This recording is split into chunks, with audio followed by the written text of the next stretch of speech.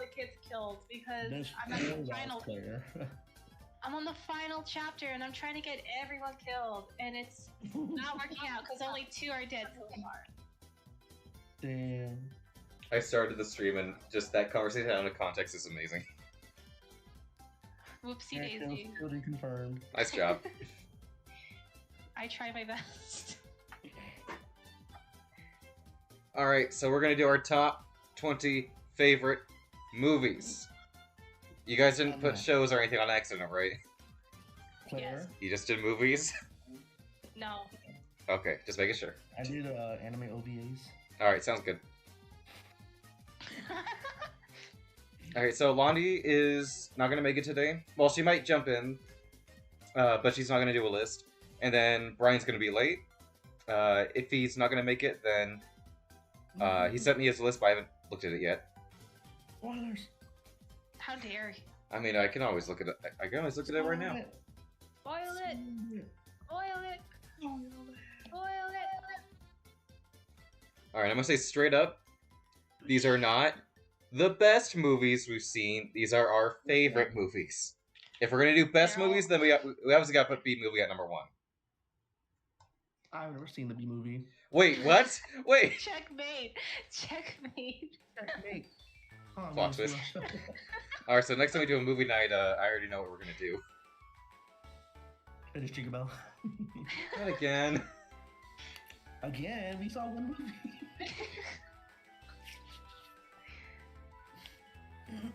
So, one movie was enough. Exactly. The war's all over anyway, so... No. Okay. So we're gonna start with Hori, go to Claire. These are just our 20 favorite films. I think rules are just standard, just no more than 2 movies in a spot. And as per usual, yes, we're gonna talk about the movie, so there's gonna be a lot of spoilers. Alright, are you guys ready? Because I'm not. Alright, Hori, let's start this off. What's your number 20? Alright. This is Spike Claire, kind of. Good. I appreciate But that. at number 20, I put Ponyo. Good, good. I appreciate that. It was. Ponyo's good. Putting I like it. higher, Thinking on it, I was like, I don't remember what happens. Until we saw it. I'm like, there's a fish. She eats ham. She likes the boy. That's it. That's all I. Simple. It's. Simple is as simple does. I mean, you was right, you was right. But I like the animation. It's really Right.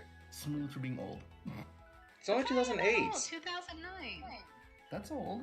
10 No, years it's old. not. It's not that old. What is? They'd be a 13-year-old Claire. That's old as shit. What's your point? It's old. So... Anyways, that's my number 20. Ponyo. It's old. It's not all. I told you, like Claire. It's not that old.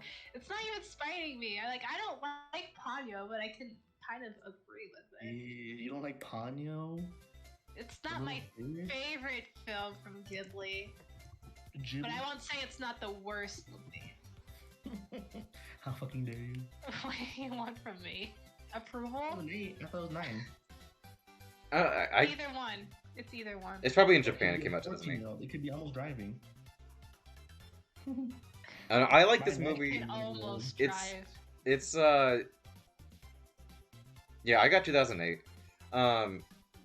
I enjoyed it. Like, it's nothing too special, but I still enjoy it a lot. It's one of my top 5 favorite Ghibli movies. It's definitely Ponyo. It's I like the animation. I like I like the characters. I think they're all cute, and I like the mother. How very violent she is with driving. she just like me for real. There you go. Something you really. I like Matt Damon in this movie. He's only has like 2 lines. Keep forgetting Matt Damon's in this true. movie. That's true. It doesn't matter unless it's Halloween Castle with the girl from Cars 2. Shut up! The only celebrity that matters. You always gotta bring up the stupid cars. God. Alright. Good for her. Love that for her. Claire, Hori, don't spoil my list. All right, Claire, what's your number 20? My 20 is Tucker and Dale versus Evil. Whoa, nice. Yes. I absolutely adore this movie because it's not really horror. It's more of a dark comedy. Yeah. And the lines are, it's like the small lines that get me. Like one of those like those damn college kids as he's running away. It made me laugh my ass off. It was so perfectly done, and the twist was kind of dumb too.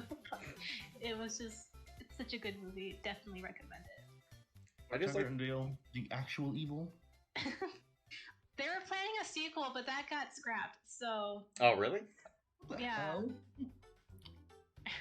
It's just a bunch of hillbillies just trying to be hillbillies, and all these college kids think they're murderers, and they're trying to try to get them killed, but they get them killed themselves. They keep killing themselves. It's so stupid.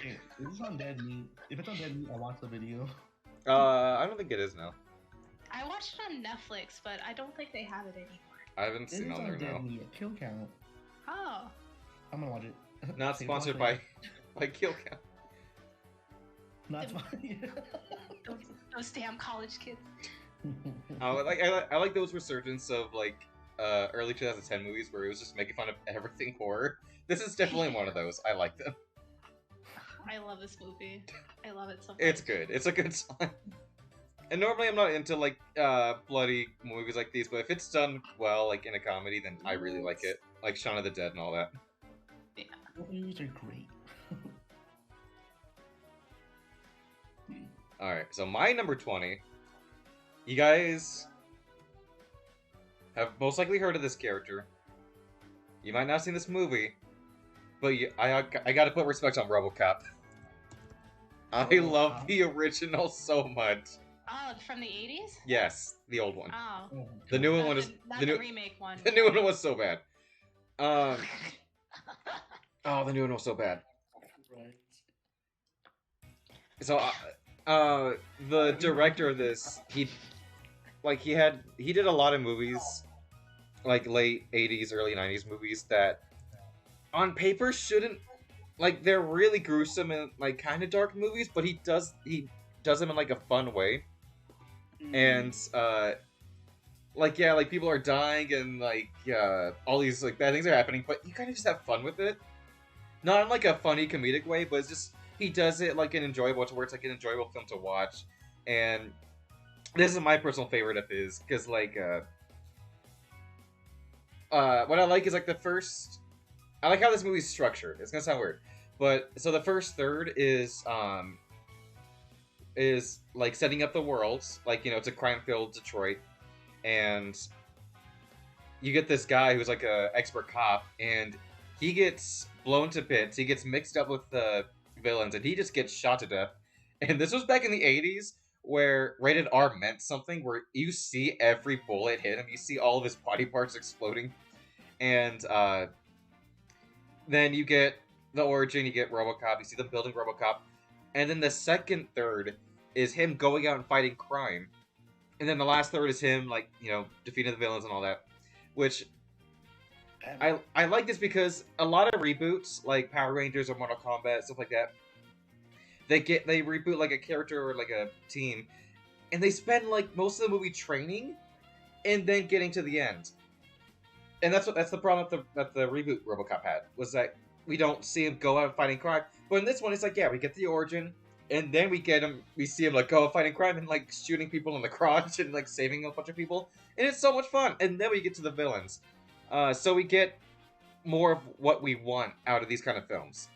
And, I don't know, it's a lot of fun. I like the theme song. I like the villains. Everyone in this movie's a lot of fun. It's definitely one of my favorite films ever.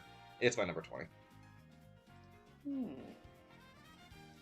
And yeah, the reboot's horrible, and the sequels. But the sequels are, like, kind of so bad they're good, so I kind of give them a pass. Classic. Alright, Hori, what's your 19? Hold on, I lost the list. Of course you did. This is the oldest movie on my list, but it's not that old either. Well, actually, it is old. I lied. Define old. My number 19 is going to be Good Burger. Oh my god, of course you would! Hooray! She is classic. What is that? 90 something? Let's see. 97. 97, isn't it? Yeah, that makes sense. Ah, look at that. I That's my took- oldest movie on this list. I am not surprised considering I don't see you watching that many old movies. I'm telling you. This movie's so stupid, but it's so much fun. Now this one I do remember the plot mostly. God, I haven't seen this movie in a long time. Mental hospital arc. Uh-oh. I don't know, I really like it. You know, it's, good action. Oh my Good god. comedy. My bad, I'm drinking water. And a good cast. Do you even know that much about Ken and Kel? Not his younger self, but his older self. He's on Nickelodeon again. I believe that. I just know them from all that. I saw parts of Keaton and Kel, but I just didn't watch it. I liked Winx Club more. Yeah, I know. Confirm Clare has the Winx Club movie. I knew it. Alright, I'll put that in the I've number one seen part. all 3 movies, actually. Oh shit, I didn't even know they had one. They had 3 movies, so they're not that fun to watch. What about Darcy, or Daria, or Icy, or whatever? I'm not picking a name. I don't know who you're talking about. Good. You haven't seen Daria? No, No. It's an evil fairy. Oh, I thought you were talking about the actual show. I haven't seen it either, but I've That's known pretty good. about it. Alright, Claire, what's your 19? So it's 2 movies because they're No, a no. sequel of each other. So, Okay, that's fine. but it's 21 Jump Street and 22 Jump Street. Wait, only at 19? What? Yeah. That's funny. Remember how I do my list? They're not really in order. I thought you were gonna put this at number 1. Because you once told me this is your favorite movie. It's just my favorite movies, okay? I like almost all of them equally. Fine. But I love 21 and 22 Jump Street. 21 is fantastic. 22 knew what it was doing, so I truly enjoyed it. I can hear the ice cream truck. There's an ice cream truck. There's an ice cream truck walking by or driving by. I didn't like 22 Jump Street, and I know the joke is that they're supposed to do the same thing over again. I just didn't find it that hilarious. I found it fucking funny. Like, there were some good jokes, like the scene where he slept with his daughter. I liked that, but no, I love the first one much more. Like, it's so meta and just making fun of the fact that it's a reboot and just taking that spirit and just totally destroying it. And they did destroy it with the ending. I don't know if I just spoil it, but You said we're gonna spoil shit. that's true. All right, so yeah, they bring back the old cast, and then I don't know if you know this, but they bring back Johnny Depp and his partner's character, and they kill him off like immediately. And I didn't know this, but apparently Johnny Depp said that he's only going to cameo in it if he dies. If they kill him off. True. That makes sense. No, but the first one I find He so only does good movies. like Tusk, the best one. Define good, Claire. No, I'm just kidding. And Alice in Wonderland. Oh God. And Pirates 5. They should have just stopped at 3. They're competing with Fast and Furious. Claire, you should put this at number 1, because this has Korean Jesus. What the heck, Claire? I'm disappointed in you. Korean Jesus. Korean What? Jesus. There's Vietnamese Jesus and there's Korean Jesus. I've seen the movies like once, and I don't remember them. Well, we- Dave Franco's in it. Dave Franco, Is that what it was? Channing Tatum, Jonah Hill. Johnny Depp Jonah for Hill. 2 seconds. What's his name? Rob Captain something? Marvel. Oh, let's get- No. Ice Cube. Rob Riggle. Yeah, Rob Riggle. If against Rob Lowe, Claire. He's not in the movie, so he doesn't count. Second one's got U.S. Agent. He was the football. Yeah. He was the football guy. Yeah. No, I like the first one. I didn't really like the second one, but the first one is too dang funny. I quote that movie a lot at work. But yeah, that's my 19. I respect it, but it should have been higher. Fight me. Your choice ain't shit. You fight me too. I'll throw hands. All right, so my 19. I don't know if you guys have heard or seen this movie. RoboCop 2. What'd you say? You say toy? RoboCop 2. No, that's number one. Okay, so my number 19 is a movie called Road to Perdition. Perdition? It's a movie taking place in the Great Depression with Tom Hanks and pretty good cast. And it's a movie where his family's in the mob, and I'm not gonna give too much away, but let's just say a bunch of murder happens and lots of betrayal happens, and so he has to take his son on the road to try to hide from assassins and anyone they can't trust. And it's a movie about the bond between... Okay, well, I guess the second half's movie about him and the bond between him and his son. Because Hanks plays a really dark character. Like, this is kind of... this is not the kind of movie... Oh, what's up, Susk? This isn't the kind of, like, role he's used to playing, because I'm used to him in, like, Forrest Gump and all that. But this one, he takes a really dark turn in terms of the kind of character he plays. And the relationship between him and his son is good. But it doesn't start off that way, because he's a horrible person. He kills people. And he keeps getting his son in danger. So they do start off kind of rocky, but they do start to bond. But you don't know who's gonna die. You don't know who's they have to trust. And the last two scenes of this movie are so well done, so well shot. So beautiful. It's just a beautiful film towards the end, because each person has their different motives, and you don't know how it's gonna end. It's a very thoughtful film. It's not for everyone. It's got problems, but no. Everyone does a great job in the role. And honestly, while I do like Hanks in other films more, this is probably my favorite movie of his. So yeah, that's my 19. It's on Netflix, so I recommend giving it a watch. I've never heard of this. I thought you were figured. saying Rich Tibithia wrong. I thought you were trying to say perdition. Stop spoiling the rest of my list! I'm like, what is perdition? It's the name of the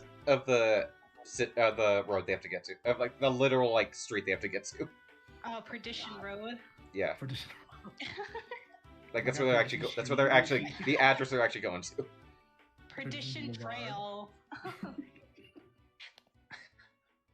All right, Tori. What's your 18? Okay, so the number 18. This is to fight both of you guys. Okay. Not really. Right. I really like this movie. I put the first Cars. Oh my god! Yeah, you're totally Cars, spiting us. good. Well, this has been fun. Yeah, I'm out. Yeah, okay. Yeah. So this is a good See you stream. Bye. later. Alright, see you guys. No, hear me out. The first Cars was good. The second one was not. What about the third one? It's definitely a movie. You know what? This is revenge for that car I destroyed out in front of my apartment. So when Claire was over, there was this kid dropped like a toy truck in front of my apartment, and Claire was by, and it was still sitting outside my apartment, so I just smashed it to bits when she was leaving. Damn, what the hell? I don't think Kike was coming back. I'm trying to like my best not to like cuss. I'm trying censoring myself. Oh my god, it's maybe 2006? I thought it was 2008. I said hell. I almost said the F bomb. I already You've said already- that, but Claire's already it's said it very, a million very times. low. Oh, you're right. Good, Claire. Good for you. It's maybe And I was 2006? like, I thought it was funny. The first Cars movie was really nice. You know, it was. No. simple, It's okay. basic. It's It was a alright. neat idea. Not the best No. Pixar, but definitely not the worst. Definitely not the worst Pixar. I'll fight you. I swear. For 2006, that was a neat idea.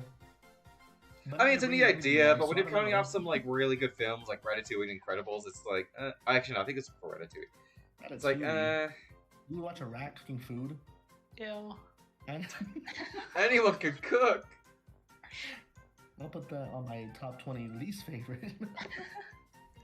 Should have at least put Cars 2 because of Sophie Carr from Howlswood Castle. Sophie Carr? She saved from the least favorites because of that simple fact. Alright, next we're doing top 20 least favorite movies. Alright, let's do this. Actually, I don't even know what would be on that Oh list. shit, I wasn't prepared. I have to switch it up. Alright, let's do it right now. Alright, on the spot. Let's do it. Uh, No, but like this one, it has a couple laughs. The character's kind of nice. That counts, right? It's a movie anime. When I saw this as a kid, when they got to the tractor Mhm. scene, I just absolutely just died of laughter. I thought that was so funny for some reason. The tractors. I don't know why I found that so hilarious. Because it was comedy. 2006. I know, aside from that, it's yeah, there's better Pixar movies out there, but I can respect why someone would like it. I don't like Cars at all, and I think people that like this movie have bad taste. Because Okay, Tucker and Dale, it's got Kurt 21 Russell. Jump Street. You never seen it. Well, you've seen the movie once. Not I don't know Tucker anything versus about it. I just know Dale. Dave Franco was there. Sus is calling you. But Cars is just it doesn't make any sense to me. It was not. It's a It was classic anime. good. That's not anime. It's an anime. Didn't know that. No, I like it. It's dubbed. Changed my mind. It was amazing. It's fine. It's a fine film.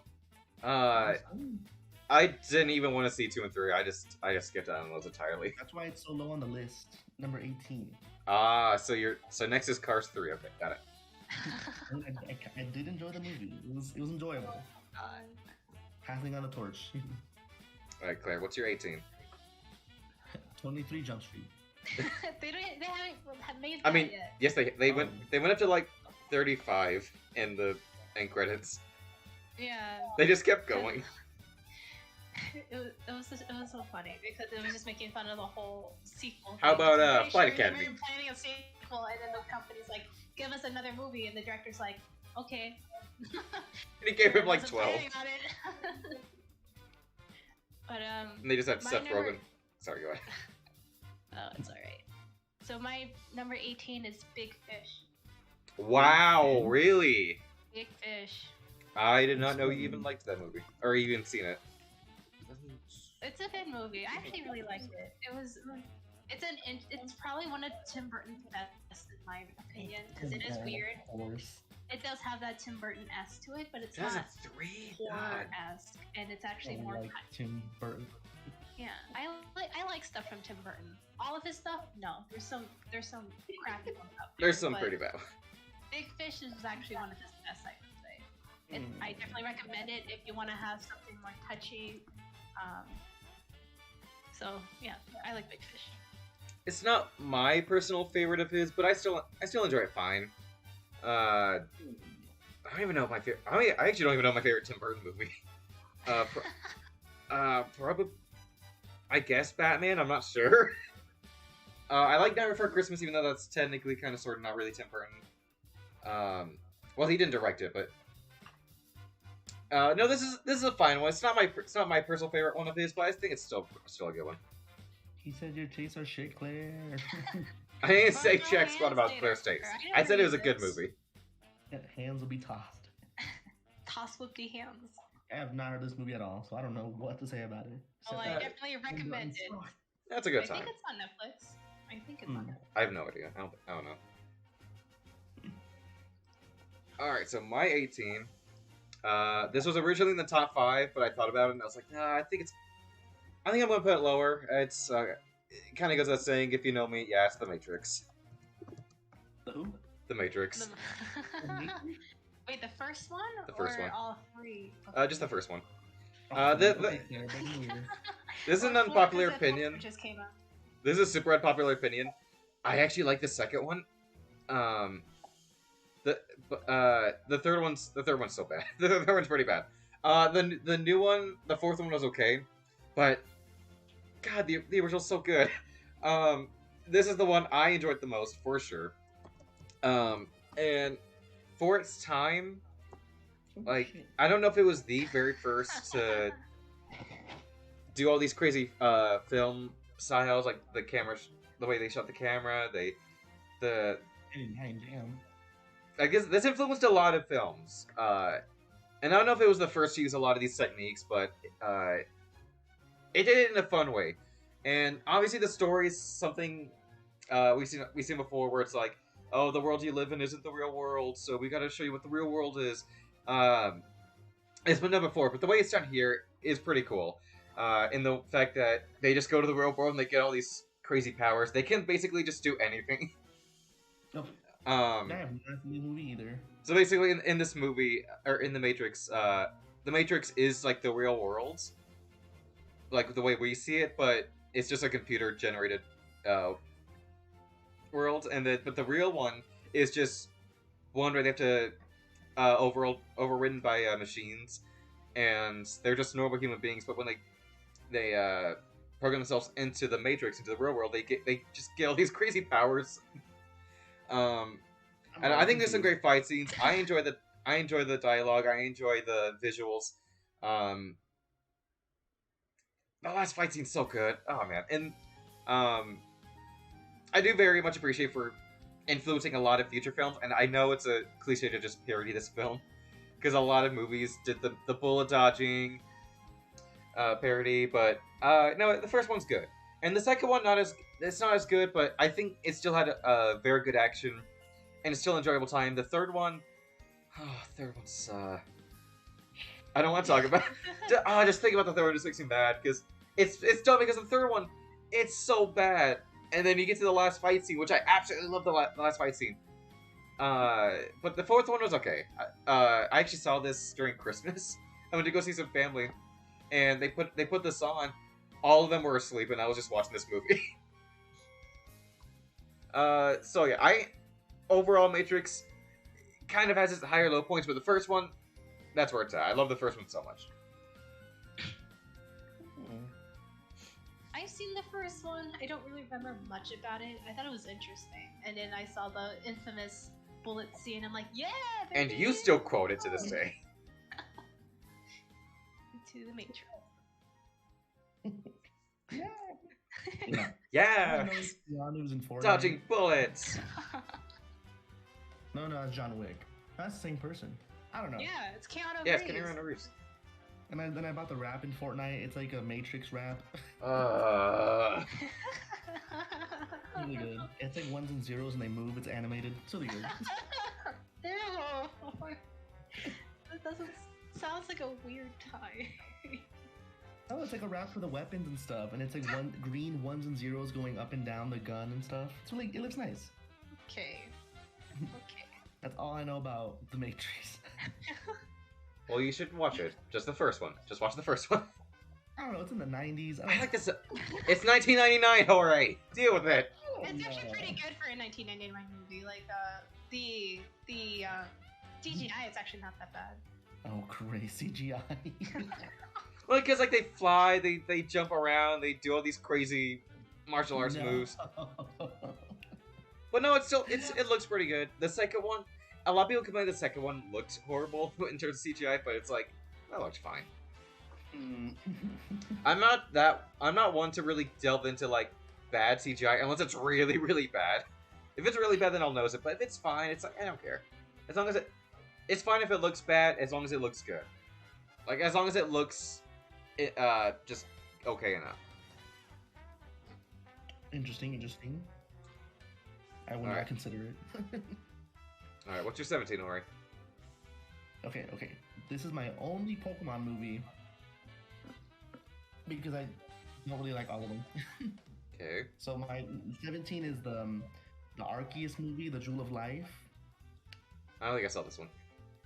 Never heard of it. That was a big crossover. It had like the legendary Pokemon from Diamond and Pearl, Platinum. It had time traveling.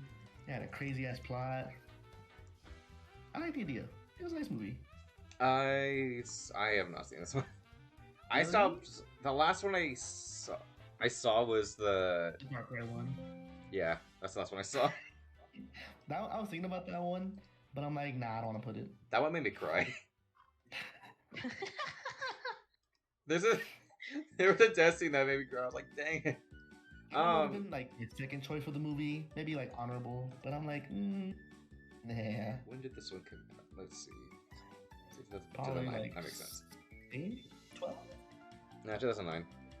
I was like, that's around the time Diamond Pearl came out. So Nice. I only grew up with the first 3 ones. I had them on VHS, and then I saw the Celebi one once. I saw the Jirachi one once, because they were both on TV, and then I saw the Darkrai one. I saw the Latias and Latias movie.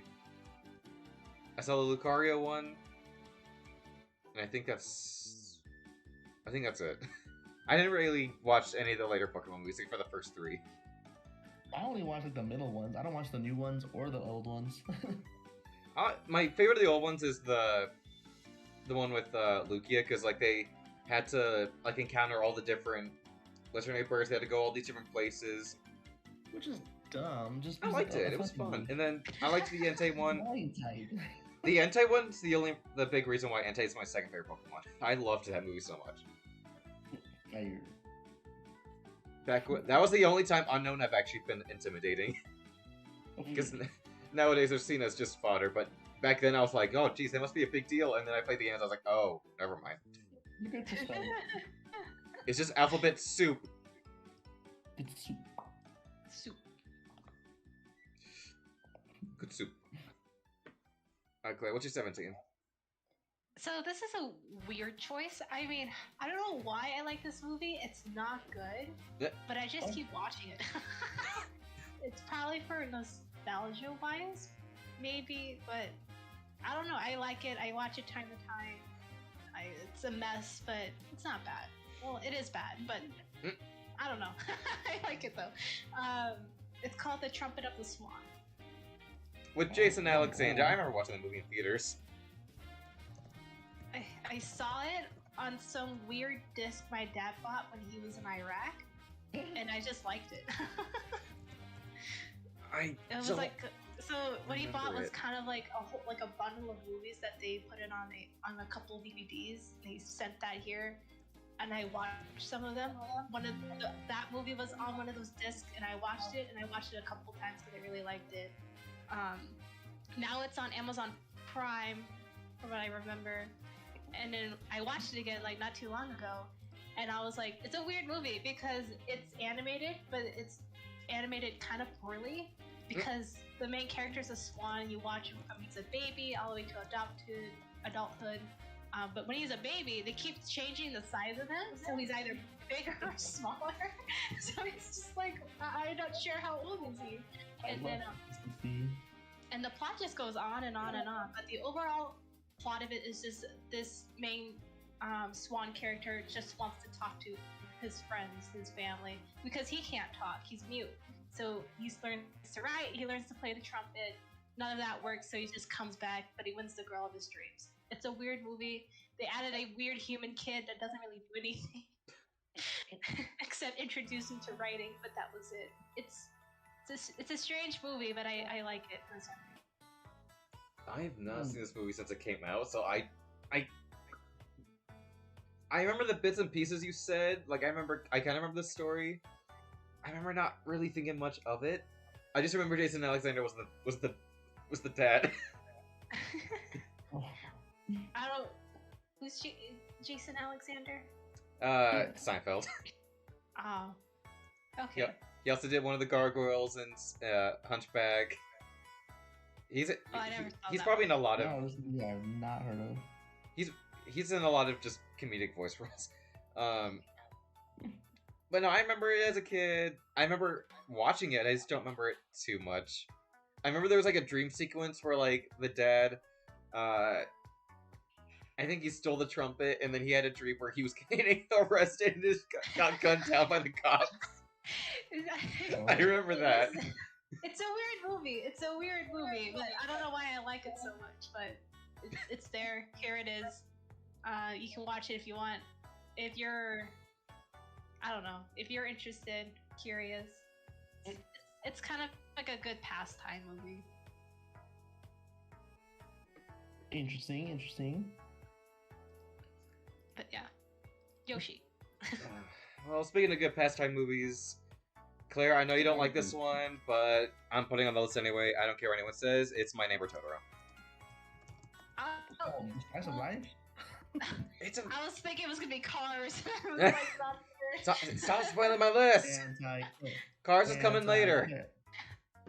Don't cancel me. I'm just very opinionated, okay? So like I know Unfiltered opinion. Opinionated. I know people don't. Either people really like this movie or really don't. I can see both sides because on paper nothing does happen, but it's just a small slice of life movie, and it does it in a fun way. It's my personal favorite Ghibli movie. Oh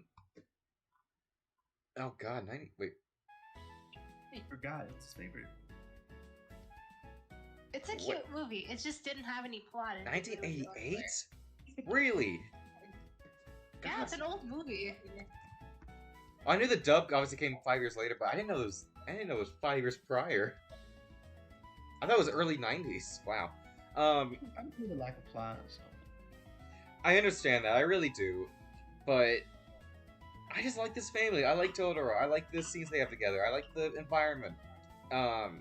And I thought, like, this was going to be a movie where it was like, oh, no, the adults don't see the animals, and the kids are going to have to convince them that they're real. And, like, oh, but the father's, like, so neglectful and hates the idea of the animals. I thought there was going to be that cliche, dumb movie. But, no, I like how the adults are... They believe the kids, they know the spirits, and, the bus scene, I can watch the bus scene over and over again. I just like the fact that it's just a scene where like they're just standing in the rain, just sucking in the atmosphere. Like I don't know, I don't know what it is. I just got into it easily, and I said before that this has my favorite anime soundtrack over Cowboy Bebop, and yeah, I still listen to the soundtrack just when I'm just sitting there working, and like I knew I was gonna like this movie when I saw the intro. Like the intro march, and I just said, "Yep, I'm gonna like this one." And normally in a movie like this, the kids would get too annoying or something like that. They are a little annoying, but they're just enjoyable, and it's a fun family. These are fun characters, and I like seeing them live. I like seeing them just have fun with Totoro. And normally, like in these kinds of movies, it would be like, "Oh no, the kids move and they hate their new home," but no, they instantly got into it. And I'm like, why can't we see more of this stuff? Why do we have to see some like cliched stuff we've seen over and over again? So it was a nice breath of fresh air. I'm fine with buying like millions of Totoro plushies. Totoro's adorable, even though he's not even in the movie for that long. But it's my favorite Ghibli movie of all time. Fight me if you want. I see its ups and downs. I don't care. I love it. I'll fight you. Okay.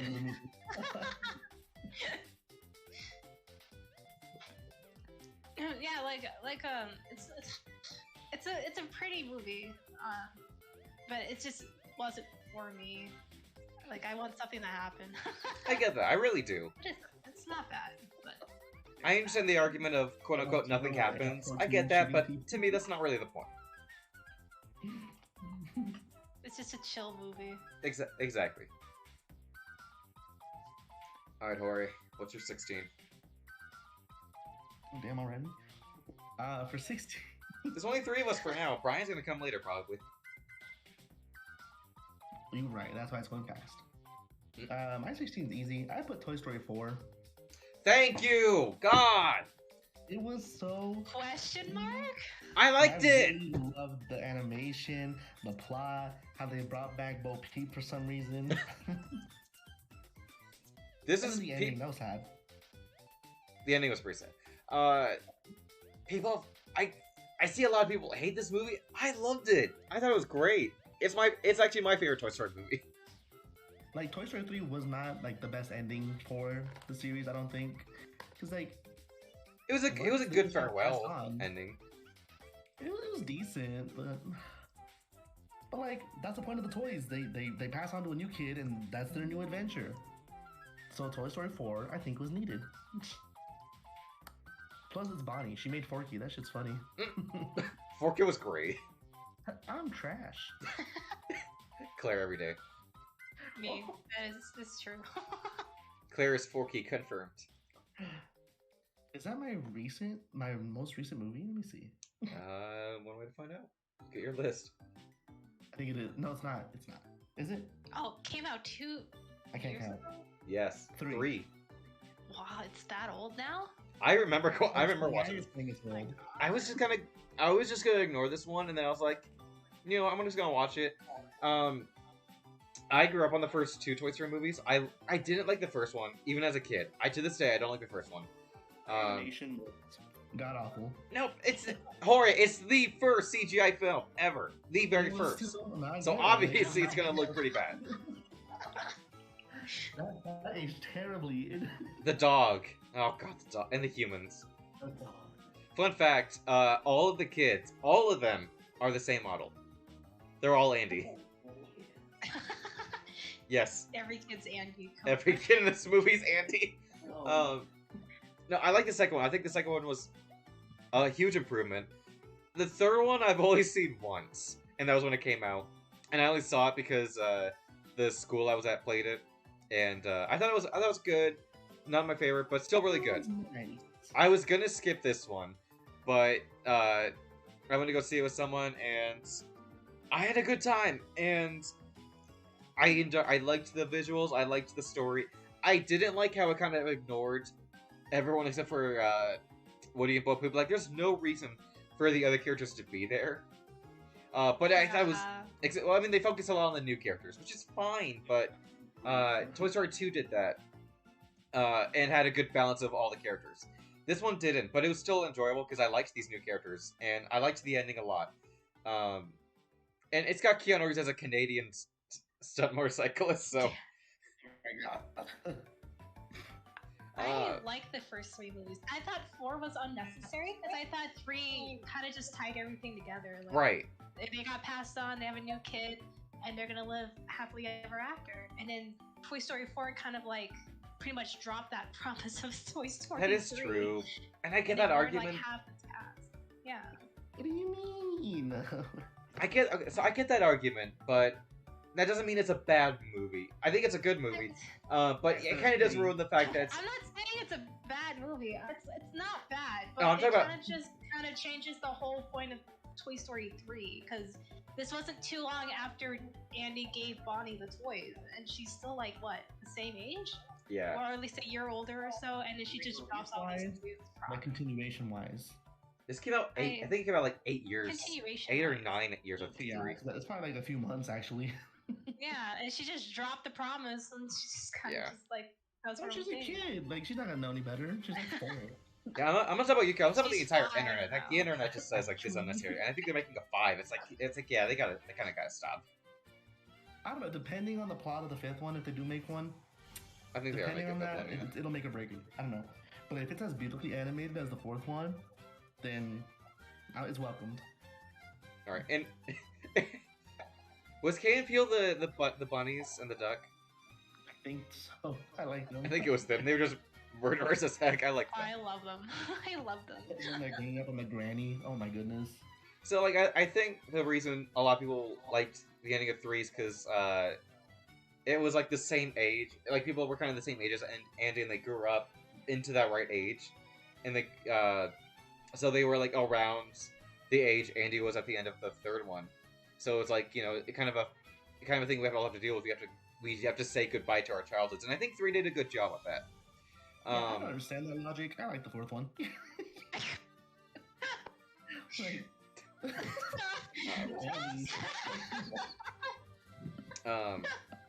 Oh, and fun fact, symbolism type beat, but I don't think. Can't. I can't. Okay. as a quick fun fact, Tom Hanks and Tim Allen said that when they recorded they barely were able to get through the ending of Toy Story 4 because they kept crying. I'll tell you, that's how good it was. I didn't.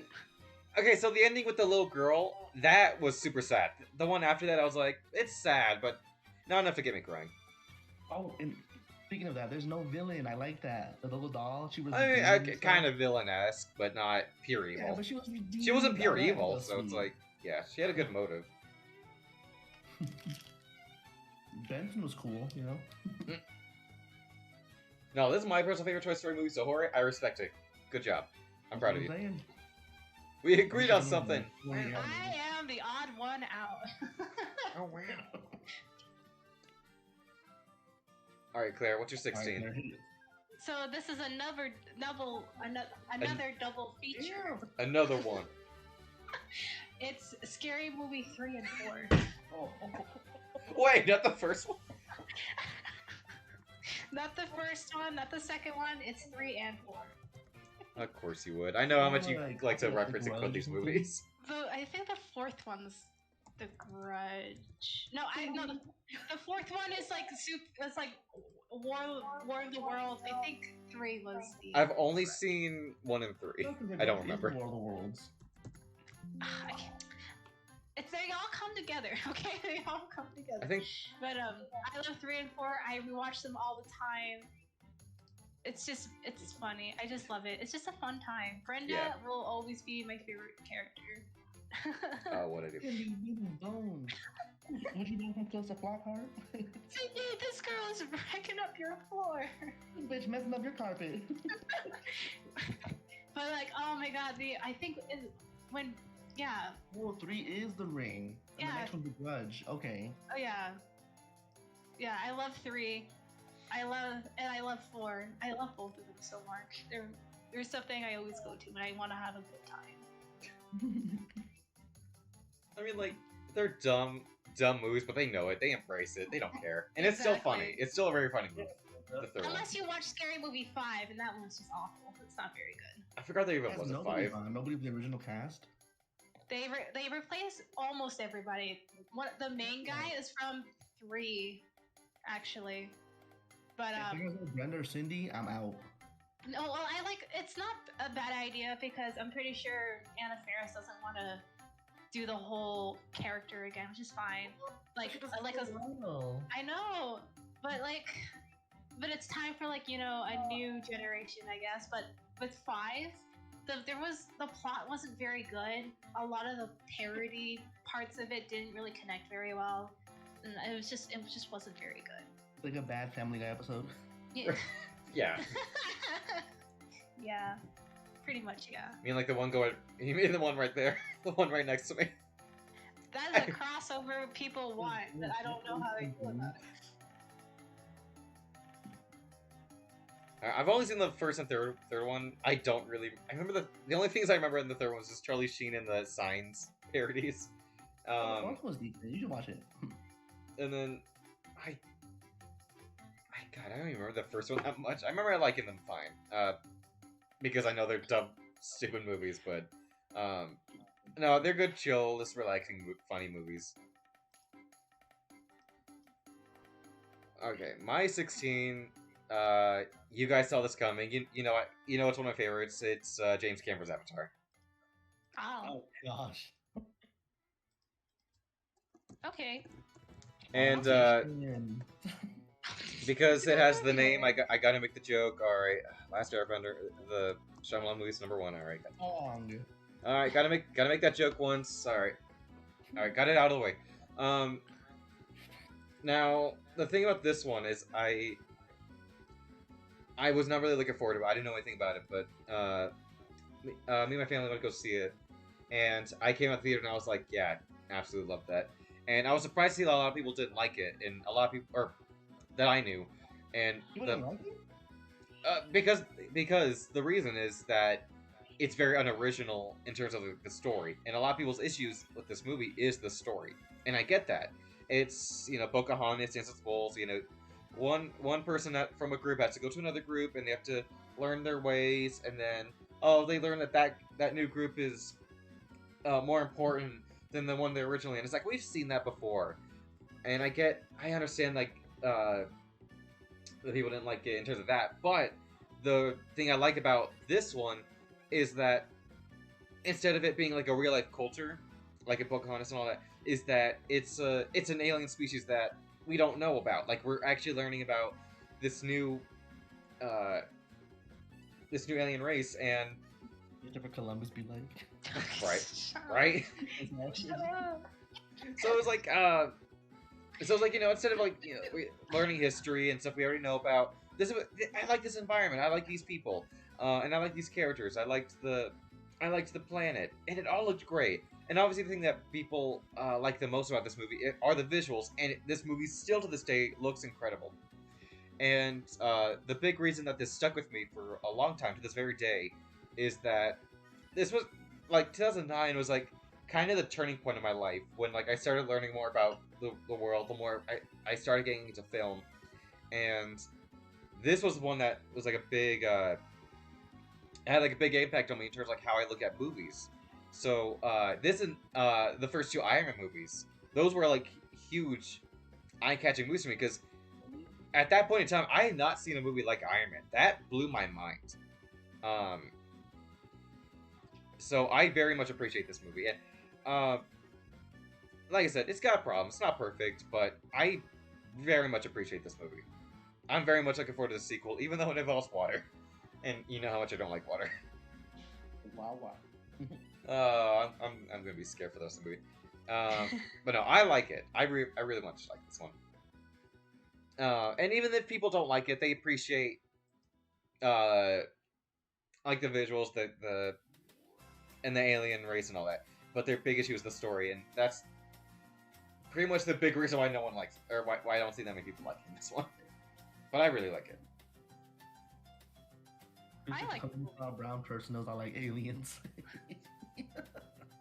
I mean, it kind of gives, I don't know why. Now thinking about it, it gives me like Atlantis, Disney's Atlantis vibes. I Because do they not like kind of made Atlantis. their whole culture, their own language for that movie. And with Avatar, they kind of did the same thing.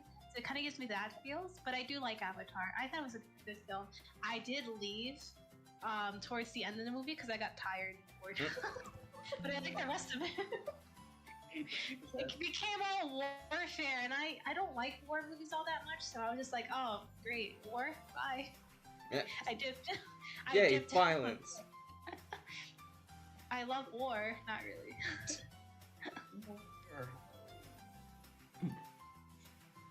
Alien. Now when the second movie comes out, I'll make another Christopher Columbus joke. Oh God. We started another trend of 4A jokes. That's funny. Alright, Hori, should we do Brian's at the honorable mentions, or should we do it 5 at a time? Maybe we should wait for him. I think we should wait for him, because he might show up later. He said he would show up, right? Yeah, but he said he sent me his list. He said if worst comes to worst, here's my list. Well, we're not at worst yet, so... Yeah, so if anything, if he doesn't make it, he can just dump it there. What if we get to top 5? Just Like, dump whole it. top 5? Let's just dump it right now. The entire thing. So yeah, we'll wait as long as we can, and then push. I think we comes should at least to wait till the honorable when we're mentions. done, we just I think dump when we get to honorable mentions, we'll do Brian's list. Why not just top 5? No, like, yeah, we do the honorable mentions. or top 10 or something. We do honorable mentions. There. That's usually what I do. Is we get to 5. Fine. All right, Hori, what's your 15? So this is a spicy movie, you know. It aged a little poorly, but I still enjoy it. I saw it recently. Y'all ever heard of White Chicks? Oh my God! Yes. Yes! I love that shit. It's so love- good. I think I should have known this kind of movie you like, but yes, this is a stupid good one. Man, what a plot twist. These are I like don't those feel kinds of bad about it. movies mean, I it's really shouldn't. enjoyable. I know they aren't great, but they're just so stupid. I can't help but laugh. They're so iconic. This is like, I mean, this is still a good one, but on paper, it shouldn't work on paper, but it does. I think that's some random ass references too. Like, why are they Puerto Rican in the beginning? They were undercover, I guess. That was so random. What? Man. I would say, Classic. you know, the way they ended the movie was kind of weird. They're like, oh, we can go shopping. And they never talk to each other again. They never met a white chicks too. I know. Okay, I agree with this choice. I agree. Me too. It's a fine movie. It's stupid but enjoyable. It's very quotable. It does have a lot of good jokes. There's a lot of great jokes in this one. I don't know, I like it fine. It's not my. I wouldn't say it's like up there as one of my favorite comedies, but it's still a good time. Shoot, I liked it so much I bought it on YouTube. Of course you It's did. All right, Claire, what's your 15? Number 15. Burger King foot lettuce. All right, let's. All right. So 15 is actually Disney's Tangle. Tangled, really? I love Tangle. Good. I watched Good. it so many times. Burger King. I respect that. Side of That's. I very much respect that. I Definitely. love that movie. Like, I like the dynamic between Eugene and Rapunzel because it was so. They didn't fall in love at first sight like everything else, but they grew to like each other and then fall in love. And then the mother was also so well done, well made too. So I just love this movie. I love the music. I love everything. This is easily one of my favorite Disney movies. I didn't watch this for a while, and then I finally sat down and watched it, and God, so good, so good. It was cool. I love this movie so much. Jorge's about to throw down. No, I mean, I know how to it. throw It's these hands. a movie, but for like a favorite, I can easily say this is in my I top 5 prefer favorite Disney Brave, movies, honestly. for sure. Oh, Brave wasn't that bad a movie. Natural. I like Brave. Brave's good. I haven't seen it, I don't want to. Well, the animated funky, like the characters are weird, but it was a decent story. That one doctor from Grey's Anatomy is in Brave. Oh gosh, you in Grey's Anatomy. I know. Terrible. Leave me alone. I know, like I like the Great. visuals in this movie. I like the character. I think Rapunzel is a lot of fun. Like, cause there's a trend of like bland Disney princesses, but no, Rapunzel's Who is Bland like, Disney she's- Princess? Explain. she's literally in a world, or she's never been outside the tower. So like seeing her just, she doesn't know how to feel when she touched scratch for the first time, and then she's like having fun, but she's scared at the same time. So I was like, I don't know. I thought she's a very very unique kind of princess. I thought Eugene is a lot of fun. I get a lot of my personality from Eugene, actually. I get a lot of my humor from it. And the horse is hilarious. I think the villain's great. The songs are catchy as heck. The humor is fantastic. I love this one. This is a good one. Thank you. At least you appreciate it. Cough, Jorge. I appreciate it. Yeah, Jorge, what the heck? Favorite. Yeah, it's not your favorite. Exactly. It ain't yours either. I don't see If it. Lonnie was here, she would appreciate you because I know she really likes this movie. Okay, causing problems. Like I always do. All right, so my 15 is the most recent movie to come out. Oh, God. This is not even a year old. So I had to really think about it. I was like, do I really... What? I didn't hear what you said. Did you with Top Gun? No. Is it No. Encanto? No. That is a year No. old. Red? No, so, I haven't seen Turning Red. I love Turning Red. I heard Turning Red was really good. I haven't seen it. I love that movie. No, Top Gun Maverick was really good, don't get me wrong, but no. Not enough to make the top 20. No, so I had to really think about it, comparing this to previous movies, and considering it's not even a year old, I had to think about it. I was like, okay, do I really want to put this on the movie or on the list? And I said, yeah, I have to. I feel like I really have to. It's Spider-Man No Way Home. No Way Home? Yes. Is that a year old already? What? When did this come out? I think late November, early December. We saw this in December. Was it December? Yes, I still have I keep the tickets, remember? You still have the tickets? Yes, I keep all my movie theater tickets. Why? Just like it'd be like, oh yeah, we had good memories. I remember going to see this with you guys. Anti-recycle, aren't you? I hate you. At least he's saving the planet in a different way. Right? Well, So I'm gonna say straight Not up. throwing it away. I'm gonna say something that's gonna make a lot of people mad. I didn't really care for the first two Tom Holland movies. what? But they were so good. They're good, but my problem is they're not what I'm really looking for in a Spider-Man movie. But even The then, Raimi it's films were really close. They're close, but not quite. The Amazing Spider-Man movies are. That's what I'm really. more look forward to. I really like the new Spider-Man movies, but this one That wasn't Spider-Man, a skater boy. is no. I mean in terms of like See you later, what I boy. want. He's an e-boy.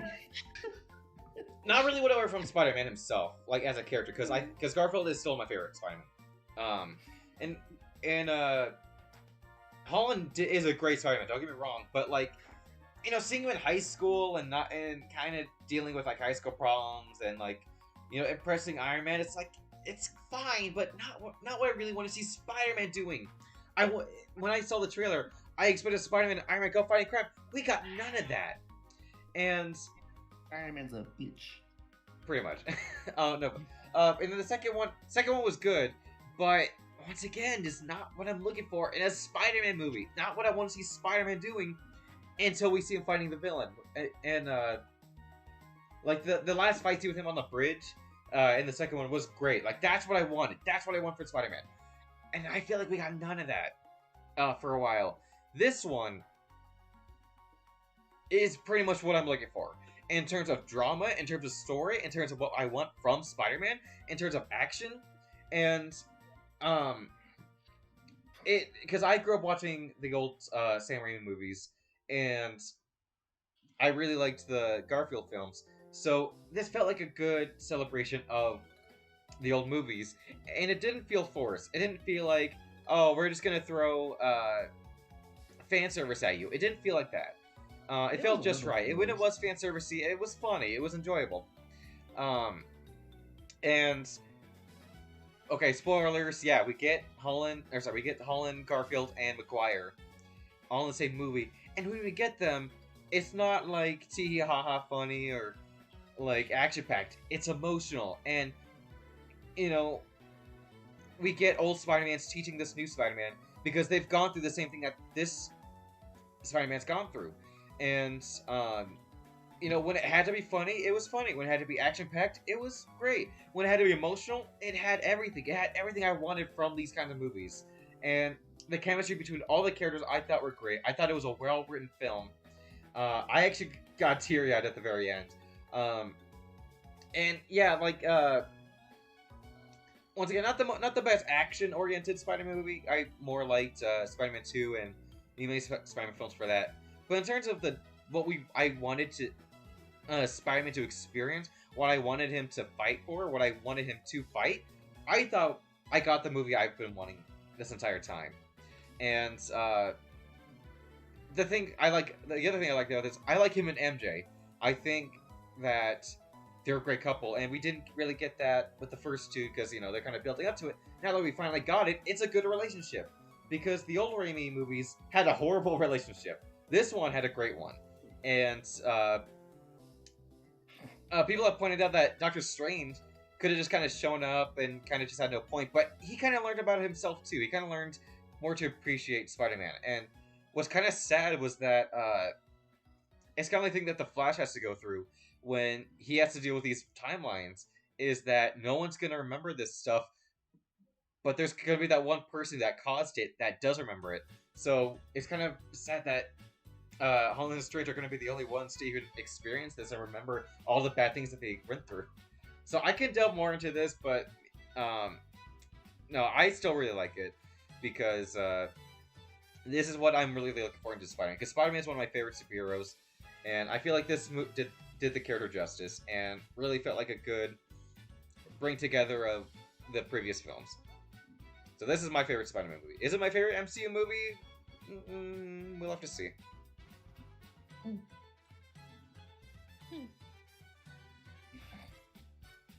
Alright, Jorge. I know I keep going on tangents. Jorge, what's your 14th? Sorry. Oh, my 14 is I think it's Disney Pixar, or probably just Pixar, or both. I don't know. I put Wall-E. I put Wall-E. I didn't like Wall-E. Me either. I didn't like it. Wall-E? I get it, but it's a pass for me personally. It's so good though. It's it good. So when they're in space, specifically, the whole robot uprising that they do with the malfunctioning robots. Oh, that's crazy. Little Mo, I love Mo. I do like Mo. He's pretty cute. Oh, it's a good Uh, story about how robots go evil. I mean, it's a good time, and I like the message. The message is very good. It's just I don't know. It's not a movie I think of that. It's like, oh yeah, I really like that one. Or it's definitely not one of my favorite Pixar movies. I'm actually not that big on Pixar movies. There's only like 3 I really like. It's fine. Or no, actually no, I take it back. It is good. It's a very good movie. It's just not for me. Um, but I can appreciate why people like this one. Claire, what do you have to say? Because you said eh. I don't like Wally either. You're that. I just didn't like it. I don't hate it. I just It didn't strike my neurons. It just didn't. Nothing strikes your neurons, Claire. except for these 20 movies in particular. I thought it was good. It's fine. I can. The romance part was weird because the robots, but other than that, it was good. It is good. It's just not for me. I don't know what it was. Just put me off. I like the message is great. I really like the message, and I like the possibility. This is probably going to be our future if we keep going the way we're going. But I mean, there's that meme where it's like, yo, man, Wally came out 14 years ago, and y'all still littering? Come on. It's good. It's not my personal favorite. Yeah, it's not life changing, but it was just cute. It is a cute one. I would rewatch that till I die. I prefer the actual Robots movie, the one called Robots. Oh hell Oh. no! I love that movie. Even Claire agrees. I watched it once and I was like, I don't like this. And then When I was a kid, I don't liked it. remember anything about it because I just straight up didn't like it. Me either. It's I don't know. I like it. All right, Claire, what's your 14? Robots. Mean Girls. Mean Girls. I love Mean Girls. I quote that so Movie is much. kind of mid. I'm not gonna lie. It's fetch. It's great. You shut up for it. This movie is great. I've seen it once recently, and it was okay. It's fantastic. Get in, loser. We're going shopping. I It's once, just like, if I none of remember that the really lines happened. more, I If would Katie definitely wasn't quote this dumb. movie more. Or got brainwashed into the whole thing. I know. But it's still good. I quote it. I always want to watch it. We gotta plan another movie I only see night. it on TV. I used to be on Netflix, and then I think they took it off. No, I think it's still there, is it? I don't know. They always add it, and then they take it off, and they add it again. It's back and forth, but I love Mean Girls to death. It's so quotable, so funny. It's a good time. I love this one. It's just random as hell. I don't know how to feel about it. Would I watch it again? I don't know, maybe. I would so watch this movie again. It's I can't watch this movie enough. It's a good Katie one. was not there. It would just be a normal high school, but Katie like it messes everything up. The only line I only care about is when she like repeats the date. Mm. It's October 3rd or whatever she says. Man. All right, so Okay, my Yoshi. so my 14 is my favorite DreamWorks film, Shrek. and I was really debating Shrek 2. I really wanted Shrek 2 to be on the list, and I really wanted Kung Fu Panda 2 to be on the list. But they just don't beat Prince of Egypt. They can't. I don't think anything's gonna upstage this movie. Oh, okay. And I'm gonna say straight up, I'm not a religious person. But 98. yeah, it's came out in '98. It's an old ass movie. No, it's not. I was born in '98. How dare you? So I'm not calling you That old. is old So movie. Hori's calling you old, Claire. He's calling me old. Pretty I much. already know I'm old. I don't need that. Mm. Oh, hold on. I'll be back. Okay. So this one, it's a story we all know. It's the Moses story, but it's how it's done is what really caught my attention, because this is not. I mean, it's a kids movie, but the thing about it is that it really shouldn't be. Obviously they have to throw in some kid humor here and there, but it wasn't enough to fully distract from it. And what we got, I think, was an absolutely grand, absolutely beautiful film that really told a story in a very unique way. Because normally it's like, oh, you can't really do this stuff with animation, and a lot of the actors didn't believe they were able to pull off a lot of the stuff in terms of chemistry between the characters, and they're fun characters, and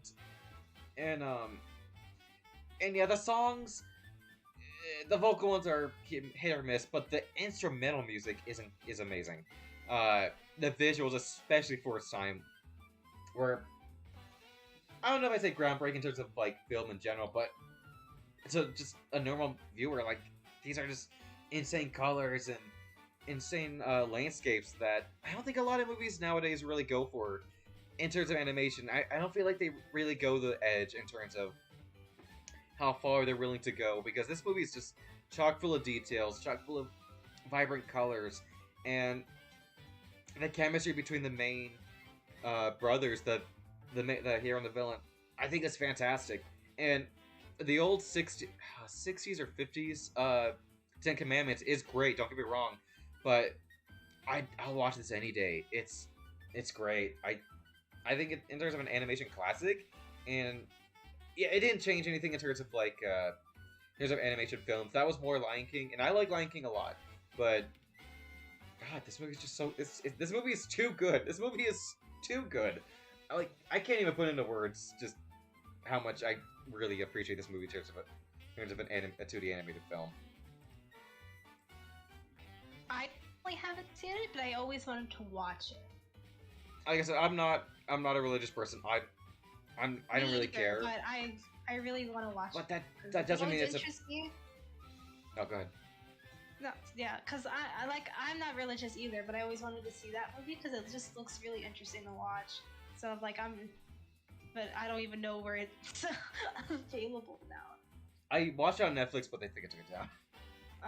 Come on. Like, I've seen people in different religions have their viewpoints, and even people who aren't religious still really enjoy it. They appreciate for how good of a movie it is, because it's still a really good movie. Just because I'm not a religious person doesn't mean I think it's a bad movie. I know it's a good movie. I don't know. Oh god, and the cast, like everyone, Jeff Goldblum's in it. It's like, Jesus Christ, everyone's in this movie. He's in there.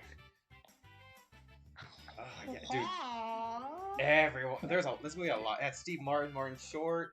God, Danny Glover was in it for a little bit. It's like, oh my god. Yeah, all-star cast. This movie had also has Val Kilmer, Ray Fiennes, Michelle Pfeiffer, Sandra Bullock, Patrick Stewart. It's like, yeah, everyone was in this movie. Alright, Hori, have you seen this movie? Nope. It's a really good time. Oh yeah, because he's the baby of the group. Yeah, I'm calling you up. No. I got more culture than y'all. What are you talking about? I'm way more culture than all of you. Than both of you. That's true. He's seen like everything. That's not culture. That's just watching movies. You might be surprised at the oldest movie on my list. You guys are going to be surprised at what the oldest one on my list is, because we haven't gotten close to the year. 1940. Boy, I call them old movies new, so they're not old. Like, come on. Is it from the 1940s? I'm not saying anything. 50s? It's gonna be an old movie. 60s. Okay, we'll get to it when we get to it. Alright, Hori, what's your 13? This one's a fun movie. I put Disney's Holes. Oh, that's not a bad movie. Okay, that's okay. It's not a bad movie, Claire. It's a good time. It's a good movie. Yeah, I like the movie. And plus, it's a good time. It has Shia LaBeouf. what's her name? Sigourney Weaver, John Voight. Yeah, that girl Weaver, the warden. It's not my favorite, but it's a good time. Why am I thinking of Siobhan? I don't even remember this. I'm not gonna lie, I don't even remember this movie. I saw it a long time ago. They dig holes, there's a bunch of backstory, and it all connects at the end. It's really good. I remember it being a good time.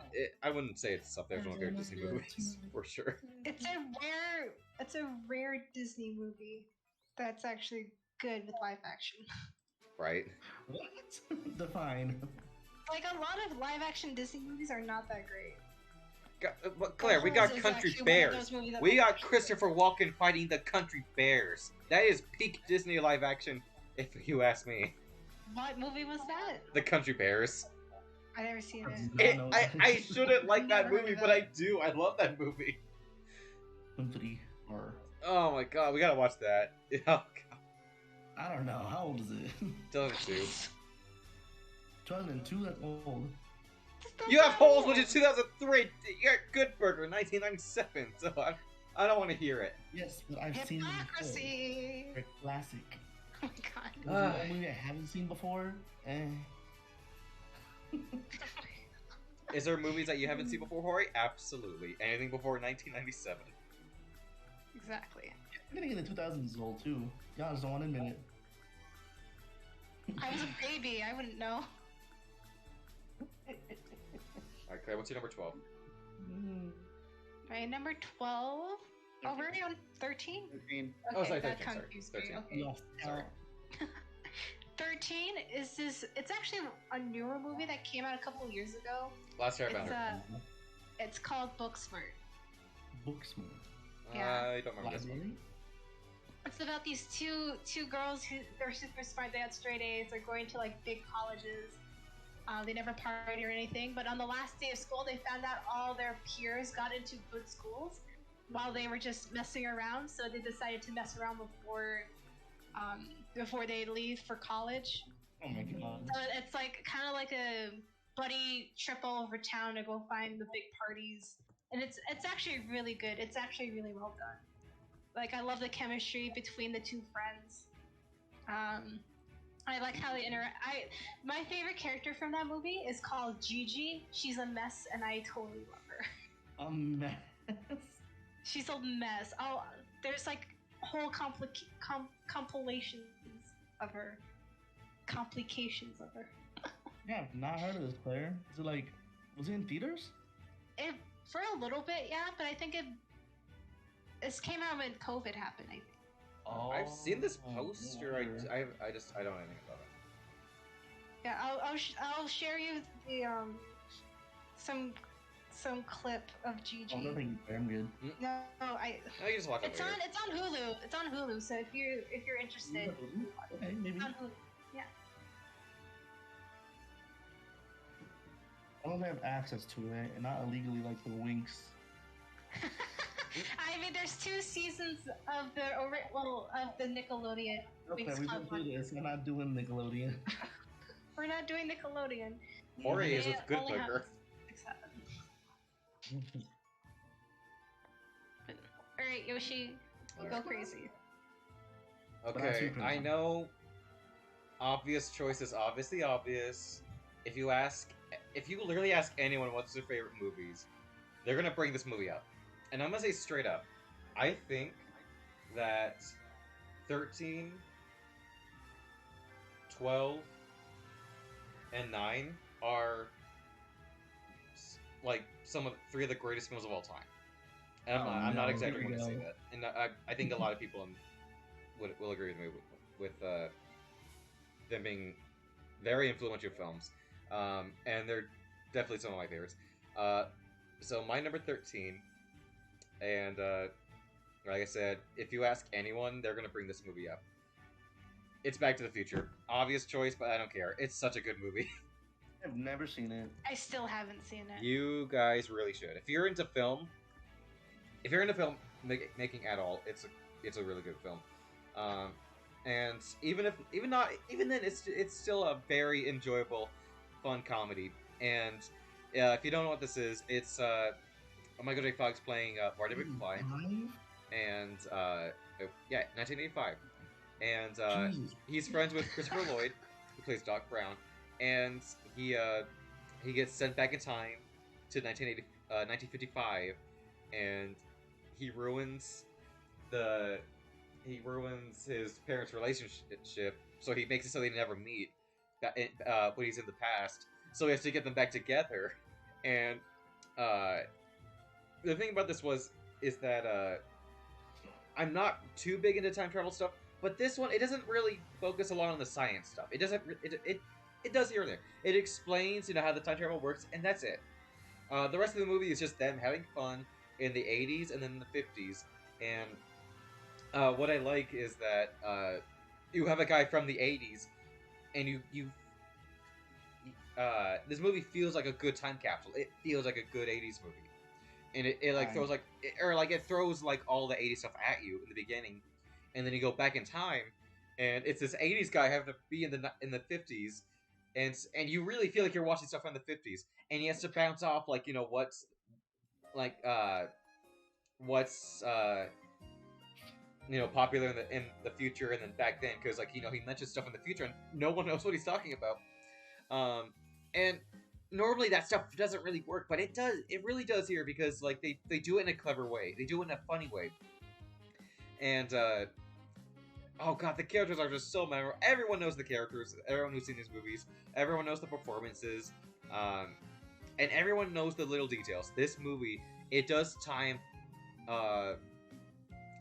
very clever, because normally people would just be pointing out plot holes like, oh, if this happened, then that never happened, and people would do that.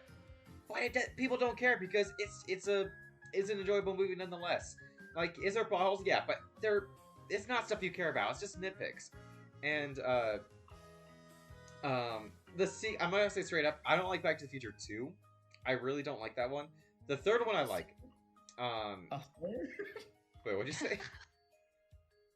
How many bitches are there? It's just three. It's just three. Oh. And there's been a lot of parodies. There's been a lot of jokes. Rick and Morty is straight up a parody of this movie. A lot of movies, and I mean a lot of movies, take a lot from this one film, and because it's funny, it's enjoyable, it's action-packed, it's just everything you want in a funny movie. And I have to tell the story. So I grew up watching a lot of Family Guy, and my favorite episode to this day is the episode where Peter went back in time and they parody Back to the Future, and he has to get with Lois again. Oh my god. I watched that episode a lot. It's still to this day my favorite episode. I saw that episode before I saw this movie.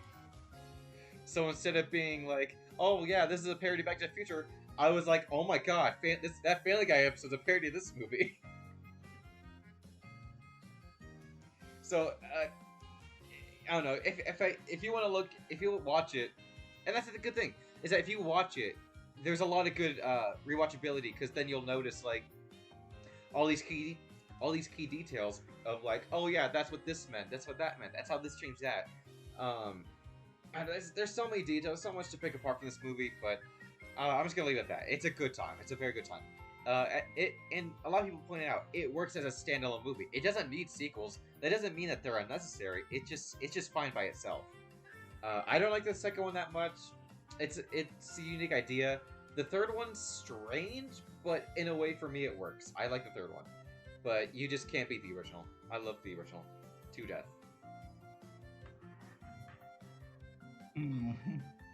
Okay. If you guys have the time to just sit down and watch it, it's fun. I quote Doc Brown. I quote Super Lloyd's character probably all the time. Actually, no, I just quote this movie all the time. Just everyone. All right, Hori, what's your 12? Mine's a newer movie. It's not 85. All right, baby. Oh god! Ah! Oh, Slicker with the Prime. Thank you. Y'all know Encanto? I know Encanto. Are you kidding me? Only 12? Yeah. Only 12.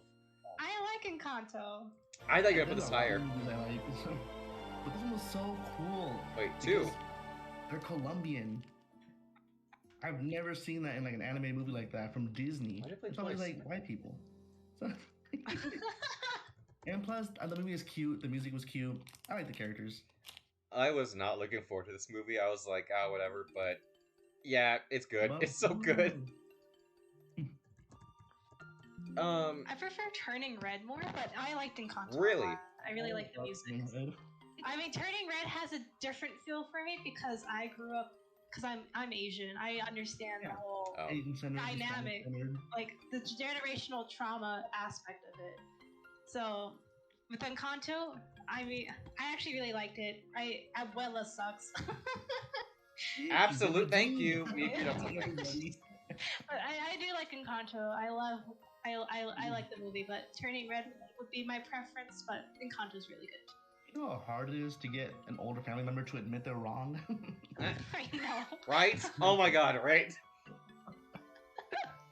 No, I haven't seen Turn Around. I really want to. Oh, whoa. I should So probably move. Abuela Should saying move that she was wrong and she wants to make things better. Ugh, fairy tale, because that would never happen. I actually funny. prefer Coco. Hori, is Coco on your list? Spoiler. Nope. No, okay. I Coco's prefer so Coco. I basic, think come both are good. on. It was so obvious that he was the damn like great grandfather or whatever. Yeah, that was a little silly, but I Dude, didn't Coco's so know. good. Coco is one of the It's only okay. like For the 3 first Pixar go at movies it, I it was actually like like. it could have done better. It was better than the Book of Life. I haven't seen Book of Life. I want to Me though. either. Like Coco, but worse. Oh. That's what everyone Kind of. says. I mean, I've heard Little it's bit of good, but plot just not difference. as good as Coco. I mean, this predates what, Yeah. what 3 years? What is it? Book of Life. Oh, was it When did before Book of Coco? Life come Yeah, out? I don't know how many years. 2012, 2013.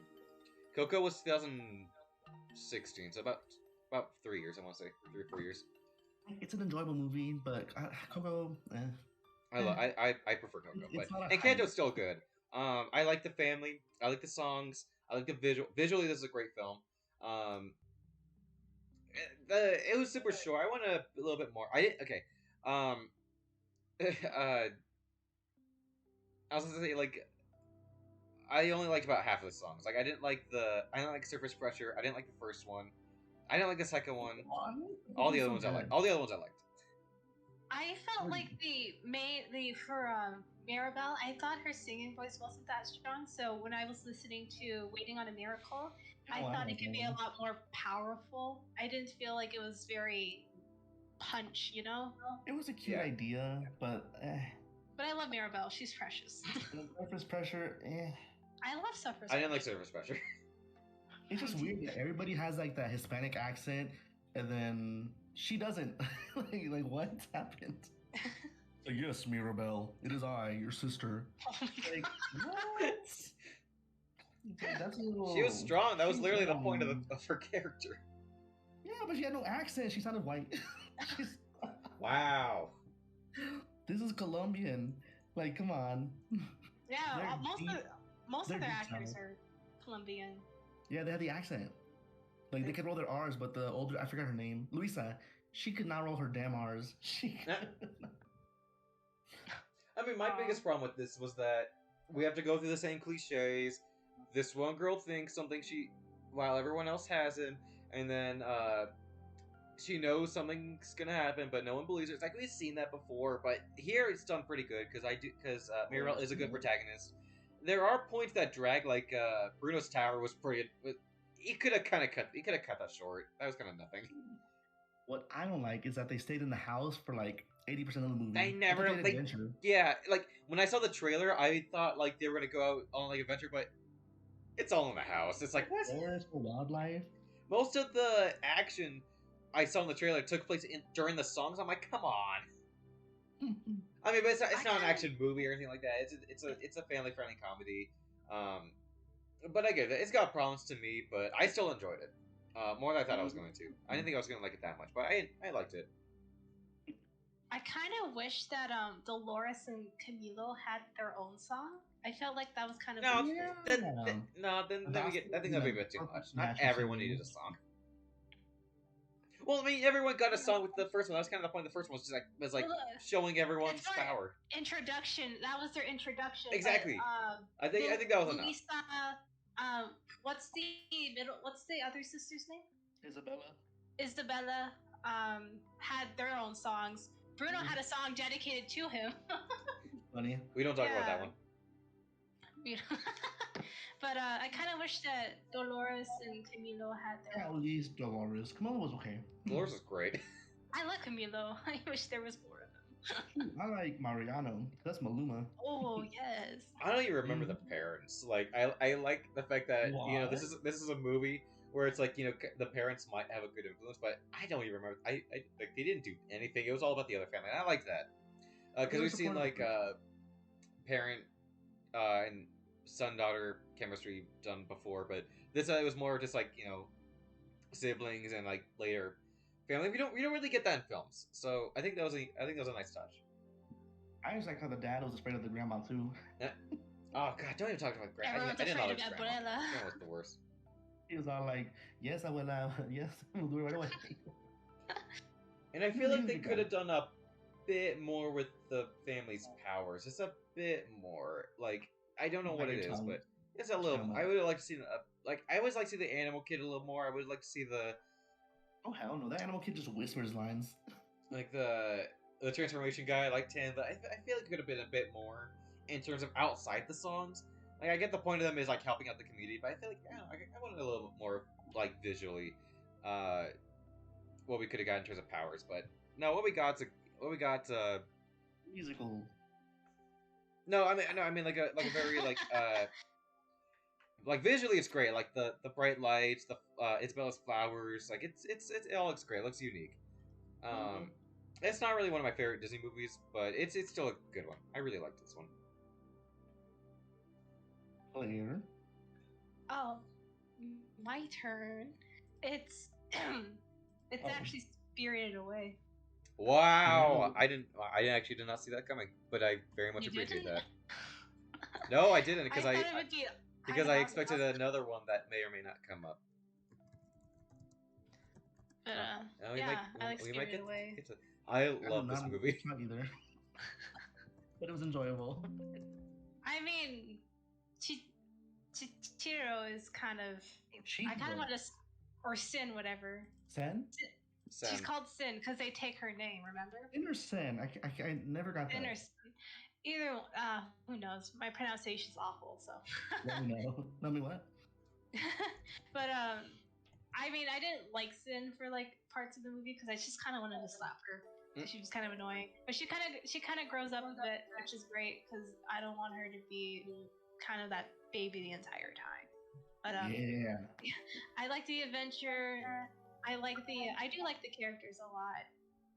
I thought some stuff was kind of weird, like Haku was always friends with her even when she didn't remember. That was kind of weird. weird. I think that was like Yeah, the weakest point of the film was that I was like they could have played on that part a little more, then it would have worked. But to me, it didn't really work. But I don't know. I felt like they didn't have to add the early childhood friendship part. I think she just could have gotten his name back, and that would have been it. that was And weird. they'll be besties. Anyway, still on that whole name thing. Yeah. Only Well- a river. Yeah. So the thing about names is that in some cultures, if you know the true name of somebody, you can kind of pretty much own them. So that's ancient culture though, like ancient ones. But in this case, they used it, which is actually pretty cool. But I like this one a lot. I think it's a really fun, adventurous movie. But it's one of Ghibli's. I would say it's Ghibli's best movie. One of the few best movies of Ghibli. Ghibli has a lot of movies, but personally, a lot of them are not very good, I would say. But that's just me. But Spirited Away is one of those movies by Ghibli that is actually really good and one of the best. Claire, have you seen Whispers of the Heart? I have seen Whispers of the Heart. What do you think of that one? I really do like that one. I thought it was very cute. I also think it's up there. Not as high as Spirited Away, but it is one of their better movies. Because I remember this one guy. Fireflies. He's a huge YouTube critic. He was saying that he doesn't think anything's gonna beat Spirited Away, and then he saw Whispers of the Heart, and he's like, "No, I was wrong. I was absolutely wrong. I really want to see Whispers of the Heart. I haven't seen it, but I've heard really good things." I've seen it. It's a sweet movie. And I can kind of see why you would like it, because it's about pretty much growing up, and it's about your first love. Yeah. Yeah, and it's a very unique movie, and I really did like it. Personally, it doesn't beat Spirited Away, but it is very up there. That's fair. I know a lot of fans for Spirited Away, and I really wanted to watch this because I saw on VHS tapes. I saw a lot of Ghibli movie trailers. Yeah. That's a big reason. Like I have a good connection with Kiki's. Is even though I know that movie has a lot of problems, I'm just really nostalgic for that movie. This one, I know the thing I like about this one is that people have pointed out that Chihiro can be annoying, but the thing is, she's literally spirited away. She's in a world full of monsters. Like, yeah, she's gonna be scared. She's gonna be screaming. So, and then she literally has to adapt to a world where she could possibly get eaten at any She literally point. grew balls, man. So it's like, She grew balls to and she did. really, 'cause- She grows up a lot. But she's a nice person. You can see her grow from beginning to end. And this place is unique. It looks great. The monsters are all very distinguishable from each other. The soundtrack's amazing. Yeah, there's scenes that may have been a bit too long, like the bike, like the mud scene. That I don't know what it is. That scene didn't really do it for me. But then you get all this craziness, and then you get that scene on the train. It's just pure silence. It's just pure atmosphere. It's just a scene where you just experience another world. And then the ending was kind of. I'm not gonna lie, I didn't like the ending. It was just where it was just kind of like, okay, you're done. Oh hey, here's a last minute puzzle. Okay, you solved it. Oh, you used to know Haku. Okay, good.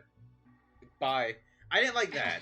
I didn't like all that, but I obviously I like the scene where they tell her not to look back and then she has to leave. I liked that, but the stuff before that, I'm like, I feel like this movie was just kind of like, okay, we're done, bye.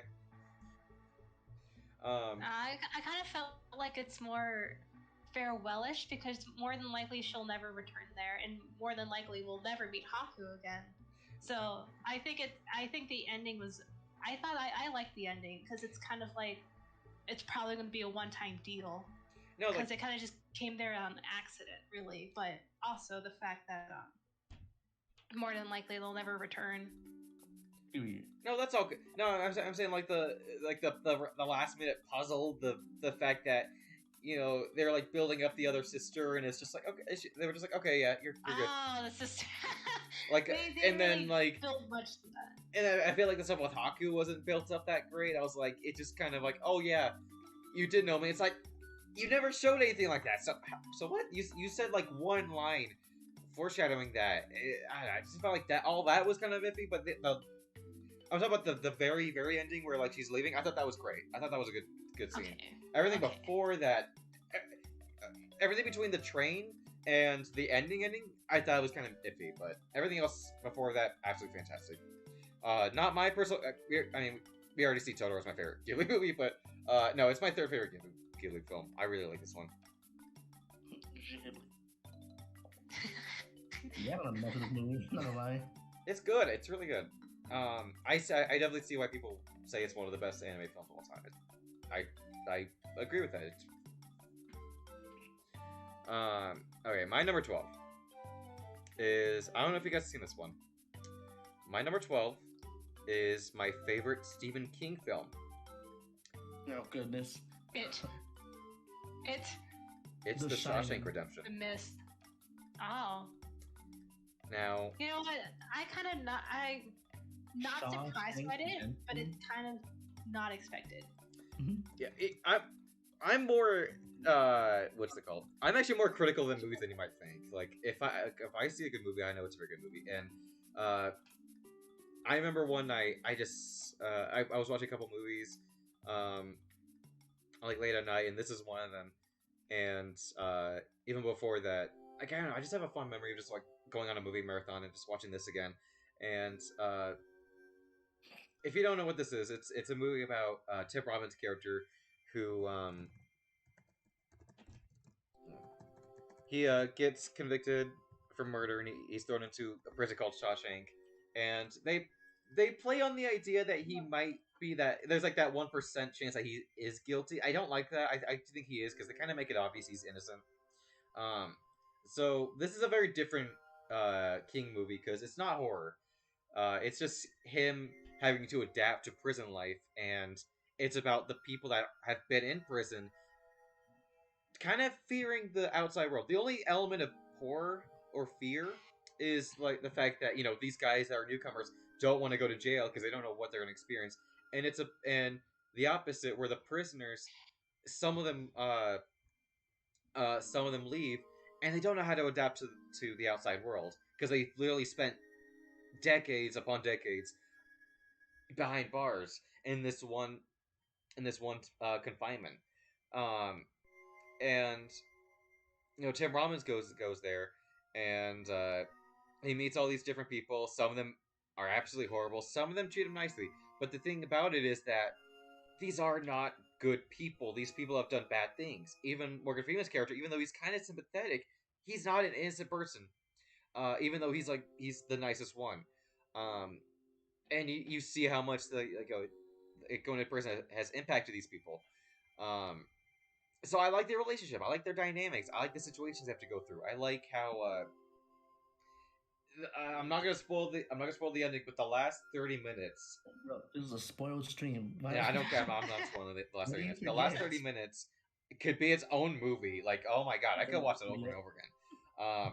And when you look at like a Morgan Freeman narrative film, this is the movie I point to. This is one of his strongest films. Because I like him and Tim Robbins' chemistry. I think they have a good friendship leading to a very good ending. I don't know. I consider this one of the greatest films of all time. It's one of my personal favorite movies. It's one of those movies that it never gets old.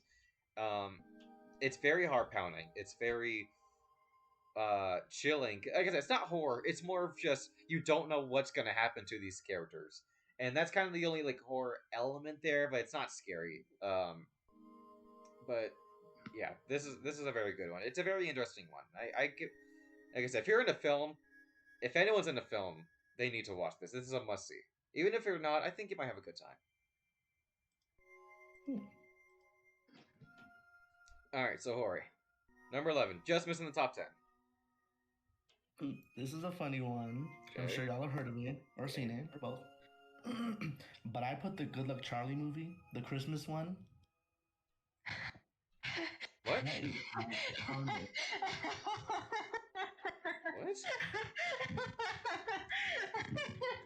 Claire, can I help you? Oh, that's so rude. I've never seen this. That was not expected. I'm I telling thought- you, I think like the decent movies. I did not expect that. That's. I have no idea what this is. It's a movie. Ah, It's based on that popular Disney show, Good Luck Charlie. That show was the best Never thing seen it. ever. And after that, Disney went downhill.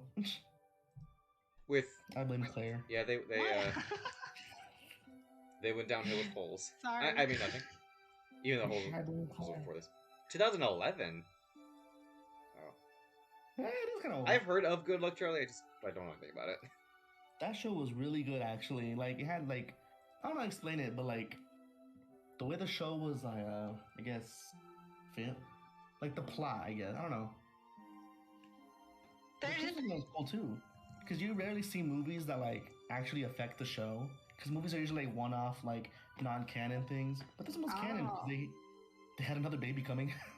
Oh, okay. I don't know what to say. I really enjoyed the movie. The music was good. The plot. The villain. There's a villain. What? The villain's more of an idea. Shooked. It's like a subject. Interesting. Yeah, you gotta make it home in time for Christmas, Oh, and they do not do it. I They fucking might- fail. I might have seen. I remember going to the hospital at one point and a movie was playing on. It might have been this because I remember it was like a Christmas movie that I get home. It might have been this. I don't know. But I actually have no idea what movie it even was. So. Yeah, it was decent. It was fun. All right. That's why it's short of the top 10. Okay, just missing the top 10. All right, Yes. Claire, what's your number 11? Howl's Moving Castle. That's my girl. There You we don't have go. to even ask what. There we what it go. is. Just say Claire. here it is. Oh my gosh, There we Claire loves Stars too. I know. I kind of know where you live, Jorge. I'll find you. I will look for We'll you. throw it I out. will find you. I'll throw down too, Claire. You can't drive. I can't, but I know how to get there. Just guess. But yeah, I love Howl's Moving Castle. Howl's like, they're all flawed, really. Like Sophie, Howl, everyone is, and I really like that, cause like they pick so like with the movie they say like Howl's like this perfect, handsome magic guy, but in reality he's He's just most- kind of He's most definitely not. definitely not. and Sophie herself doesn't find herself beautiful. She like kind of boring. She works at a hat shop, I mean, and then she gets old. It's kind of two sides of the same mirror, where it's like, you know, one person Yeah. thinks highly of themselves, the other doesn't, and they have to work off each other into a really good love story. Yeah, that's what I love it so much. So yes, there's a hot wizard guy, but at the same time, there's like these two mirrors just looking at each other. Yeah, he's a very hot wizard because Calcifer's very hot because he's fire. Yes, thank you, Claire. Also, it's Christian Bale, for God's sake. You didn't Oh my even gosh. recognize him in Thor, so. Because he looks so different now. He's like kind of scrawny looking. I know, he's think, cute. I think one of my Yeah, coworkers like- was saying he didn't know that was Christian Bale, and he heard the voice. He's like, "Yeah, that's him." Yeah, because back then he was more beefier. Now he's kind of scrawny. Did you know in American Psycho Pop. he was 25? And what? Yeah, I love it. I actually like that movie. I liked American. I didn't know he was that young. I was like, "What?" Another one I have not seen. Love that. It's not for everyone, but it's oh god, it's freaky, but it's funny. It's a great movie. I like this one. It's a lot of people's biggest complaint about this one is the story because they think it's kind of everywhere, and I get that, but I really liked the story. I really like these characters. I like the visuals. This is kind of what I think of when I think of like a magical Ghibli experience. And the voice acting is great. The settings are absolutely fantastic. It's huge. Howl, I think, is a really unique character. Like, because you kind of feel like he is kind of like Sophie. He thinks highly of himself, but he kind of knows he's not. He knows he's very flawed because of, you know, the whole monster transformation, and so it's kind of like two kind of polar opposites coming together. Linked to what I think is a super fun experience. I'm gonna say I won't spoil it, but no, I really like this one. Probably will make more sense if we read the book, because Howl's Moving Yeah. Castle is based on a book. So if you read the book, maybe it'll be clearer. Because I know with movies based on books, they do have to cut out a lot of stuff to make it fit a certain amount of time.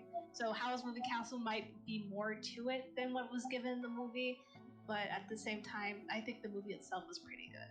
But that's just me. I never read the book, so. Same. All right, my number this surprised me because I think very highly of this film, but I'm kind of mad it didn't make the top 10.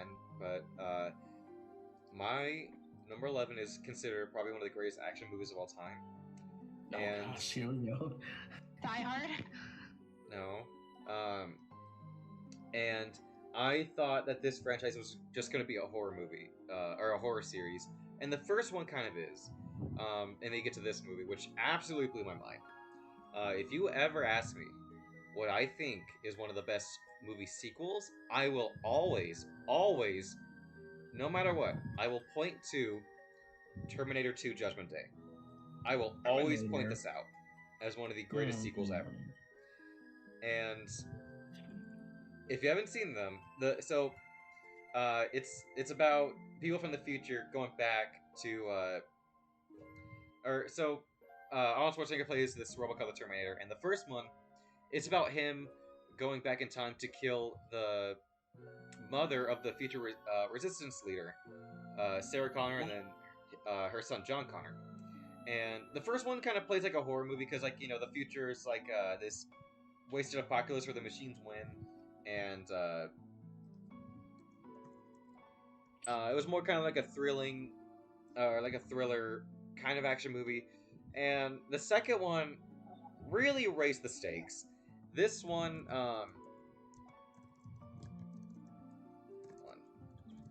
out 1992. God, this movie came out 92. Old. No, it blows my mind because the effects in this movie. Oh, 91. Jesus, the CGI in this movie. Oh God, still blows my mind. So it upped everything. It upped the characters. It upped the very, very terrifying villain. It upped the stakes because not only are you fighting, or are these characters fighting for the survival of the resistance leader, they're straight up fighting to stop the machines from winning. And what we get is, so I'm gonna spoil it. So for those who haven't seen it, the first one, Arnold's the bad guy. He's the Terminator that no one can stop him. This one's different. He's the good guy in this one, and they play off the idea like, oh, they're sending two people back in time, and we all know who the Arnold's the villain and the other guy's the good guy, and that's because that's what the first one was. But in this one, it's the other way around. Arnold turns out to be the good guy, and the guy who acts like a human and kind of acts polite ends up being the villain. That was a pretty good twist for not probably like 30 minutes in the movie, and what we get is the action is insane. It upped everything in terms of, because the first film wasn't even on that type of budget. I think 30 million or 16 million. This movie had a very small budget. The first one, this one had an insane breakthrough, and I think you can kind of show that, or you can kind of see with the opening. The opening it gets you pumped up for a good action movie, but it's kind of sorrowful and kind of suspenseful because like the things that these characters are fighting for is huge. And the thing I like about this one is that this was kind of like when CG was happening, and the main villain is made out of liquid metal, so he looks kind of iffy, but he's supposed to be, and they work off that, and it still looks great for 1991. The effects in this movie are great in terms of CGI, because Jurassic Park came out 2 years later, and that already had groundbreaking effects. But the other thing is that the action scenes are all real. The stuff they do in this movie is all actually happened. They did drive off bridges. They did crash all these cars. They did blow up all this stuff. And there's a scene where they're having a crazy helicopter chase, and it's going under bridges, and people are climbing up on them. And they all did it. They all went that extra mile. They didn't use CGI for any of it. To the point where people were the camera crew were they didn't want to film it, so the director stepped in. He's like, all right, I'll do it. So he did it all himself. I don't know, the chemistry between the main characters are great because you're dealing with a robot from the future who has no emotion. You're dealing with a mother who had to kill a previous model of Schwarzenegger's character, and then you have to deal with the kid. And I normally hate that stuff where you have a premise and they have to bring in a kid that kind of is too annoying or anything like that. I hate that so much. But the kid here, he acts like a real teenager. He acts real. He feels like a real person. And his dynamic off his basically broken mother and this soulless machine works well because you see him kind of turn into human. You see Arnold's character act more like a human. You see him kind of smile. You see him learn more about humans. And it's all done really well. It doesn't feel forced. It doesn't feel too much. It all feels just right. And it's a huge case of you have to watch it. You really need to watch it. So good. So good. There's way too much to talk about, but I'll just leave it at that. It's good. If you ask someone what's one of the best action movies, they're gonna point out Terminator 2. The sequels are okay. I don't hate them as much as other people do, but dude, they need to stop at the second one because 2 was incredible. All right. Interesting takes. Yep. All right. Time for the top 10. Top 10. Top 10. All right. What's your number 10? I'm gonna go strong. I'm gonna say Sonic 2. Really? Oh. Yeah, that movie had so much better than the first one. That had Super Sonic, that had Shadow at the end, Tails and Knuckles, cool Knuckles. Man, I love Knuckles. It would have been so much better with Metal Sonic, but it's still good. No, that would have been too much. No, it's never too much. If they do Metal Sonic, they have to do Amy at the same time. No, but you don't have to follow the games, Yoshi. They are following the games. But you don't have to. Too bad. I liked this. So I liked the first one. I was so scared of the first one, because I didn't know if it was gonna be good or not. But it was a good time. Not spectacular, but still a good time. The second one blew that out of the water. This one is great. This was a good one. Claire, what do you think Yeah, of this I one? like the game movies because I like the games sometimes. I've never played a Sonic game, so I don't know. But I really do like the Sonic the You Hedgehog. don't want to risk it. I'm waiting for Frontiers. I'm actually looking forward to Me it. too. I liked this one because like they strayed because the part of the first one was that it was kind of simple. It was just Sonic and Robotnik, but that was the first game. It was just Sonic and Robotnik, and I liked the dynamic between him and James Morrison's character. It was fine. It was fun. It was a good time. This one, Excuse you, Donut Lord. oh, you're right. You're right. I prefer Melon Lord. Thank you. No, Lord. Melon Lord. No, like not only did it bring a lot from the games, which I very much appreciate, it was still funny. I thought it was better than the first one, and I was kind of scared because like I thought the beginning was kind of iffy, and I thought like it's gonna kind of dive into like a shorter sequel. It's just gonna get straight to the point, nothing special. But well, man, I was wrong.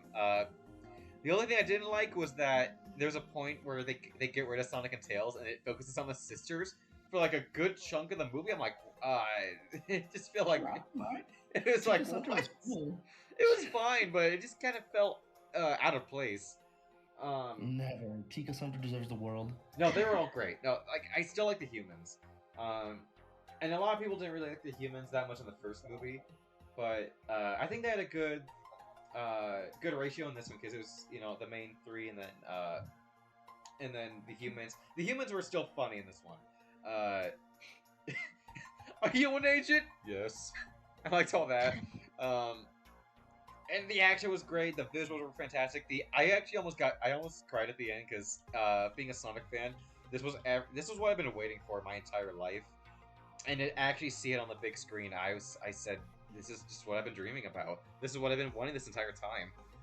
So I very much appreciate this movie. Is it my favorite video game movie? We'll have to see about that. We'll see. I'll talk about that later.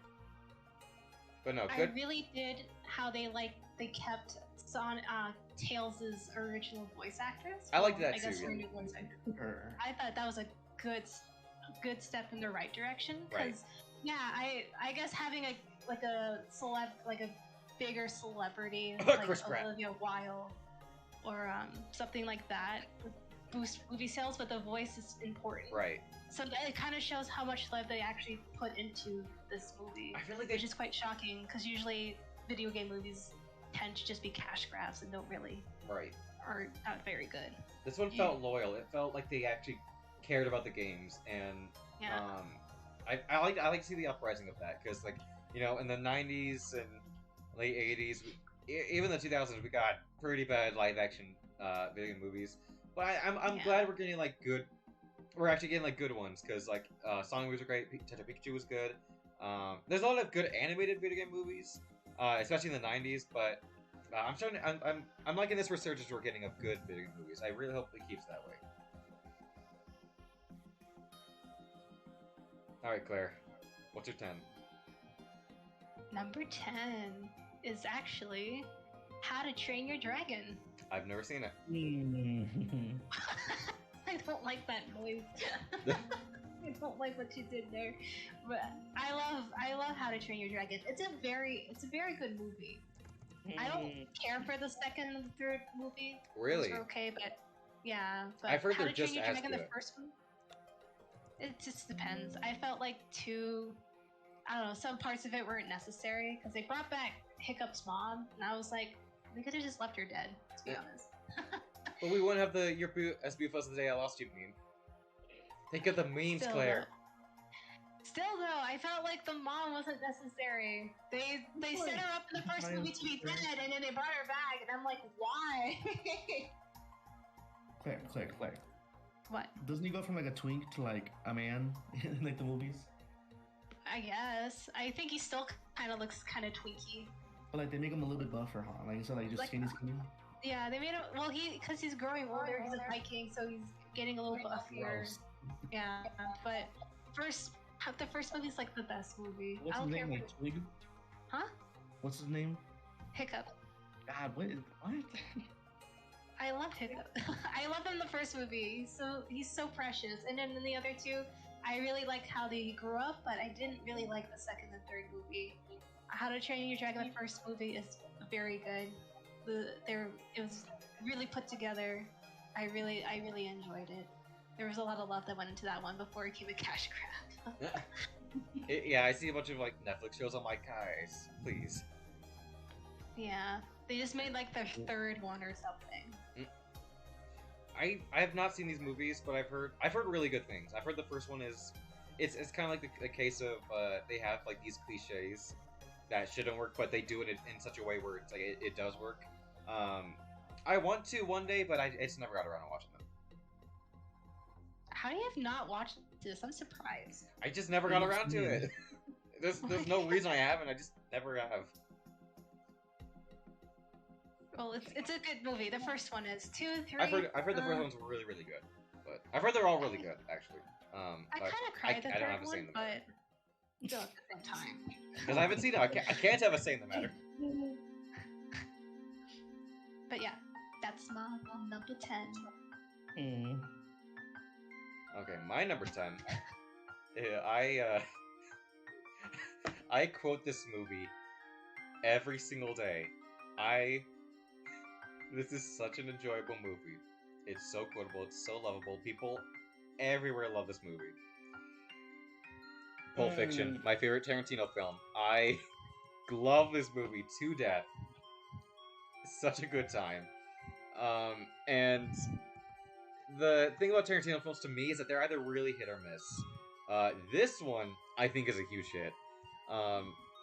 And I don't even get me started on the story, because the story's everywhere. It's one of those movies where it's like, it starts off in the middle, and then it goes to the beginning, it goes to the end, it goes back to the beginning, in the middle. The story's everywhere. It plays in like different chunks, and you don't really care because they're all each individually really funny. They're all really like it really breaks the mold. Like, it kind of, people point out this is the one that like breaks all the rules in terms of filmmaking, but that's what makes it a lot more fun. These characters are great. I quote these guys every day. I don't care.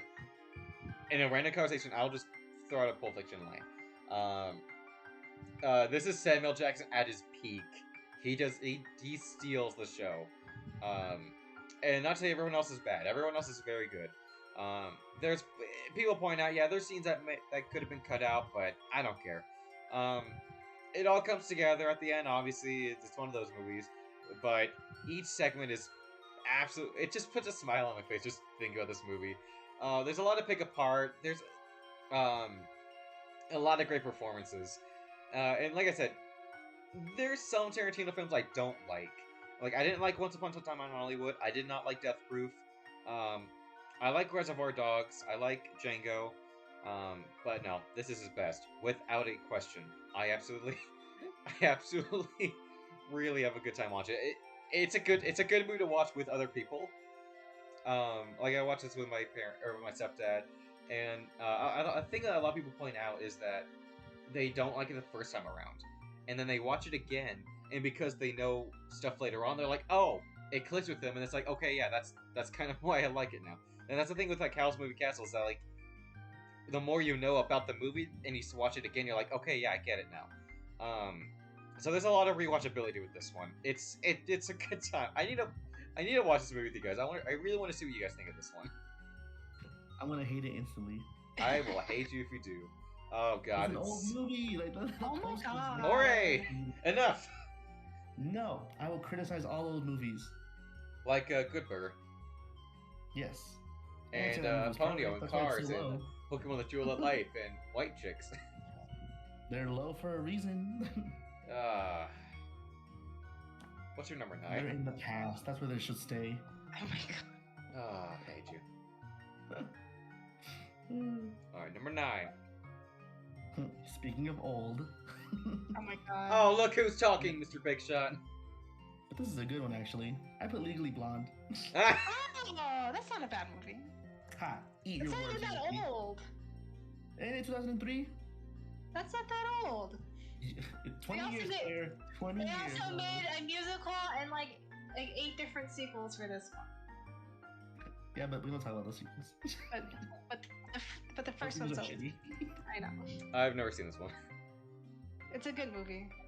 I've heard it's Definitely good. I like Cultured. Culture. I like Reese Witherspoon. Fine. This movie is simple and to the point. Beginning, middle, end, classic villain, and then happy ending. There's a villain? But it's so good. Of course. The villain's that creepy professor. Ugh. I never saw it. Yeah, he all tried to touch her. Ugh, it was gross. And then everyone thought that she only got to the top because she was sleeping with people. It's like, no, bitch, she's actually smart. Yeah, take that. I don't know his name. I don't know the actor. he's that old guy in The Flash. The guy in the wheelchair? I don't know. He like fuses with some black dude and they turn to a hero. I don't know. I have to see his face. I don't watch The Flash. I haven't seen the Flash in a while.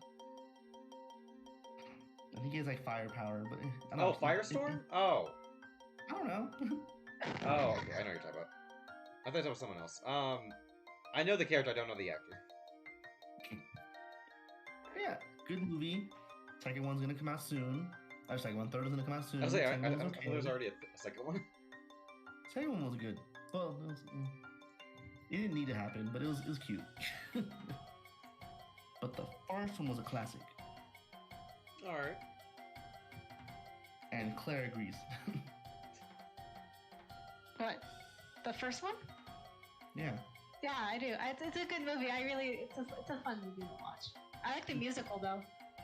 The musical. The musical's pretty good. Hey.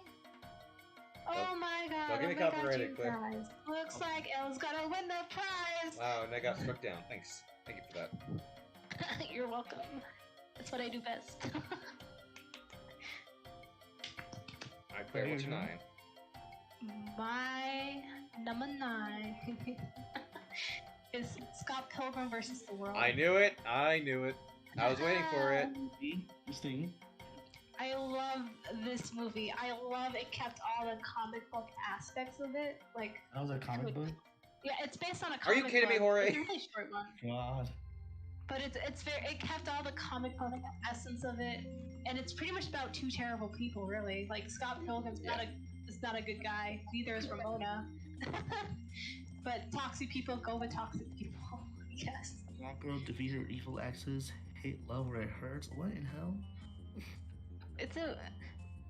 But it's very good. It's one of my favorite movies by one of my favorite directors. And the way he did it was so good. Like the fast pacing. He used his time well because this is like 7 volumes. Yeah. And he was able. And he has to and I squish it felt all like into he one was able movie. So What did you? it's one of my favorite movies. What do you think of Hot Fuzz? That's my personal favorite of his films. Oh, I love Hot Fuzz. I mean, it's kind of dragged, I would say, because it's like a 2-hour-long movie, and it does kind of drag, but the ending really does hit very yes, you know. Yeah, I love Shaun of the Dead and I love Hot Fuzz. Out of the 3, I like Hot Fuzz the most. I didn't really get into this movie. I appreciate it. I like the effort. I like the fight scenes and the visuals, but overall, just I don't know, something about it just really turned me off. I much prefer the comics. I much prefer the game, even though the game is hard as heck. So yeah, not my favorite, but not my least favorite. I thought it was good, just not my personal cup of tea. I know a lot of people are gonna get mad at me for saying that because I see why people like it. I think it is a great film. It just didn't grab me that much. But he did like defeat Superman, Captain America, Captain and then he Marvel. dated, dated Captain Marvel. Oh no! I know. I'm thinking of I was thinking of the other girl. Oh, never mind. She was the drummer.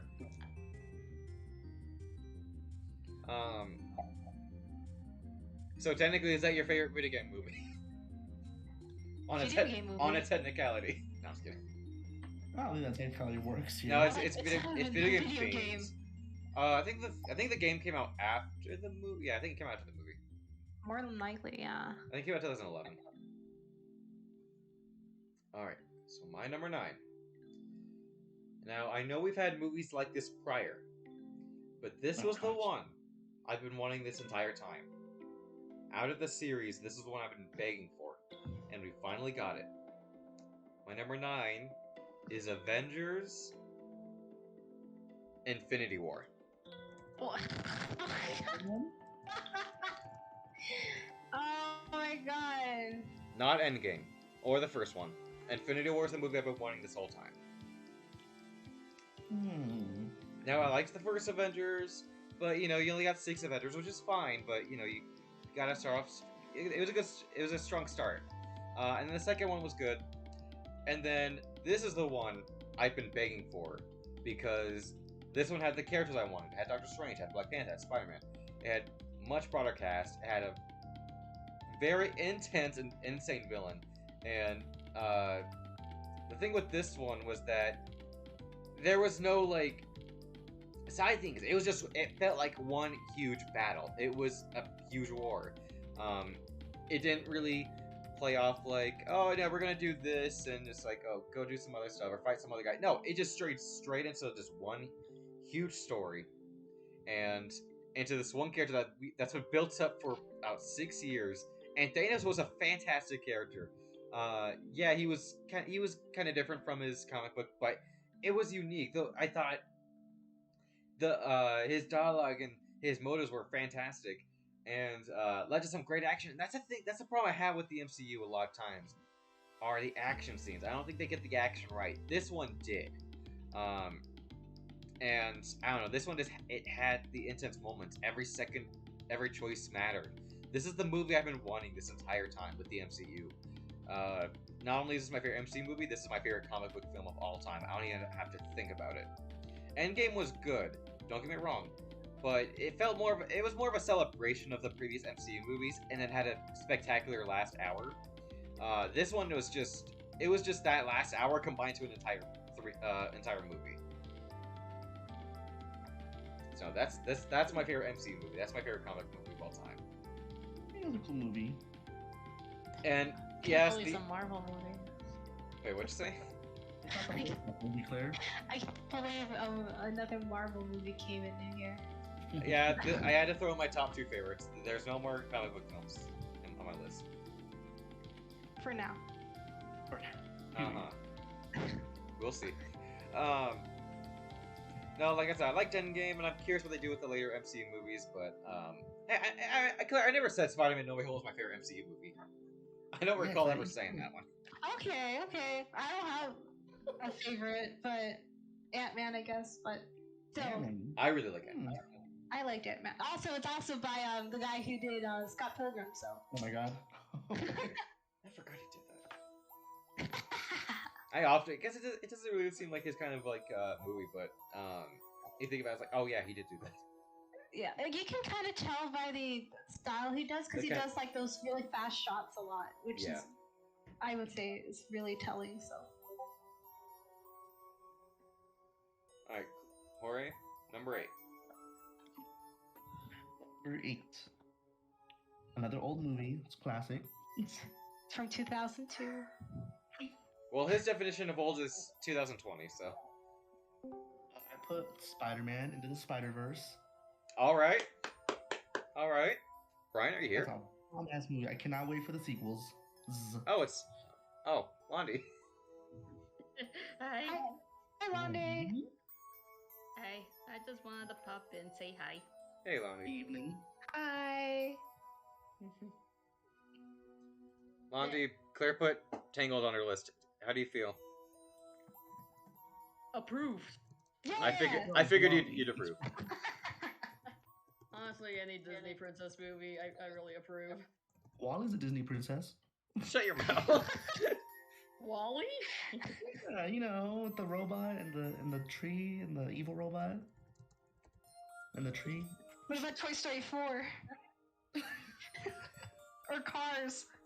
Listen, Cars. And Encanto! That's also a good one. Londi, have you seen Encanto? No. Oh, okay. I saw the very, very ending of it because my friends were watching it on Discord and I was coming back from visiting my sister. It was a long, long drive. You recommend? Man, I'm That's glad you fucking could stop kind by, Londi. I figured you'd approve of Claire putting Tangled on here. Yeah, the problem is right now is that I'm logged out of my Twitch account Oh.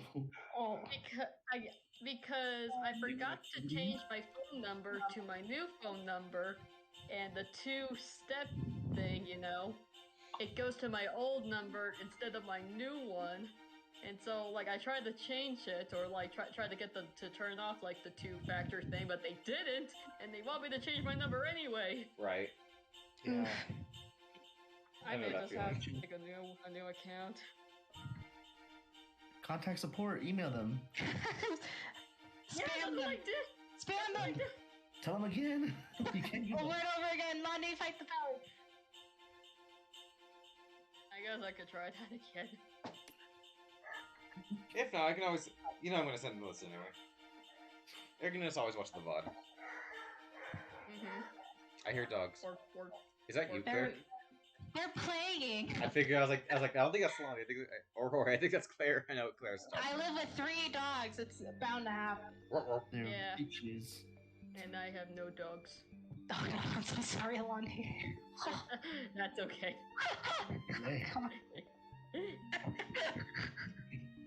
So sorry. That's okay.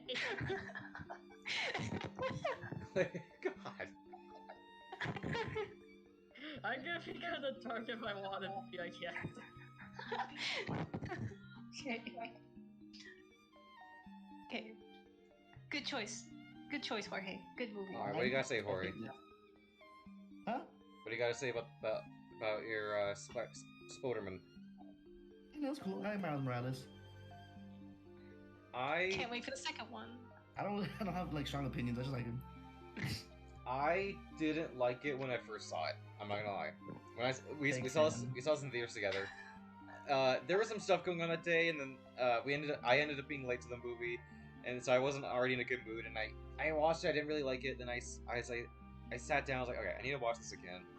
So I sat down, and it's a good time. It's not my favorite Spider-Man movie, but it's still it's one of those unique films where it's like you can't think of any other movie that has gone the length that this one has. It's like why I like Prince of Egypt, because I feel like that one tried to give you like a visually appealing film, and this one definitely did.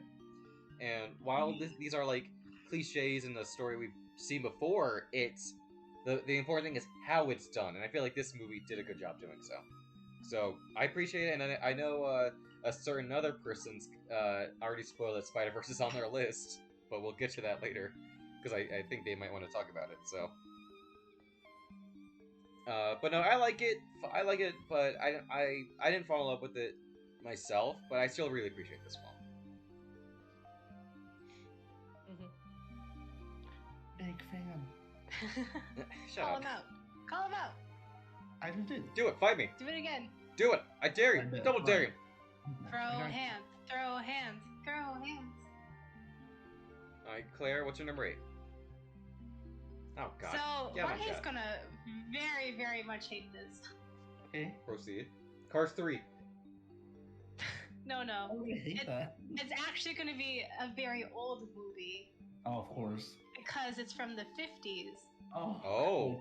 And Okay. it's Alice in Wonderland. Oh, duh. Disney's Alice in Yeah. Wonderland. Yeah. How did I not see that coming? I should have. Yeah, that was a cute movie. I didn't like it. You guys were all shitting on it when I showed it to you guys. No, We I always was roast I it. was I roasting know. it with Hori because Hori's never seen it prior. So I was roasting it next. I was sitting next to him and just roasting it and just making fun of it. Same with Pocahontas. Did we watch Pocahontas together? Yeah, we watched it in the hotel. Oh. Oh. Well, we didn't finish it, but Okay. I was I like, roasted everything about it. It was good. but yeah. I like this movie a lot. I grew up with this movie. And it's the only good Alice in Wonderland movie out there. My opinion. hello, the Tim Burton. I'm just kidding.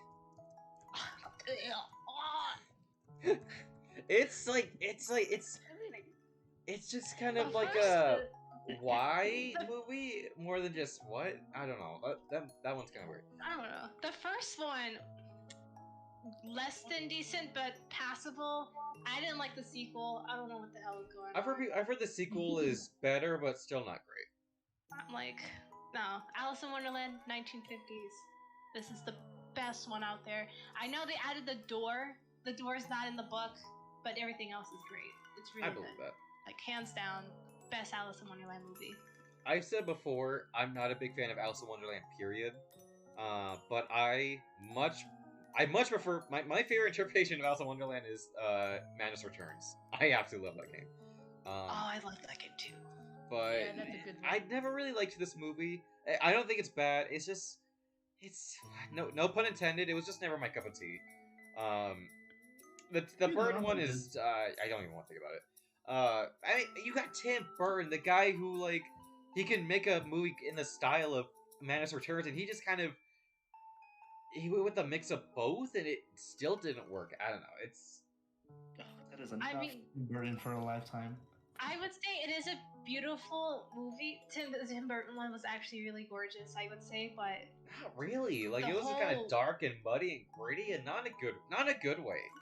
You can say the same thing for the game, and the game looked fantastic. This one, not really.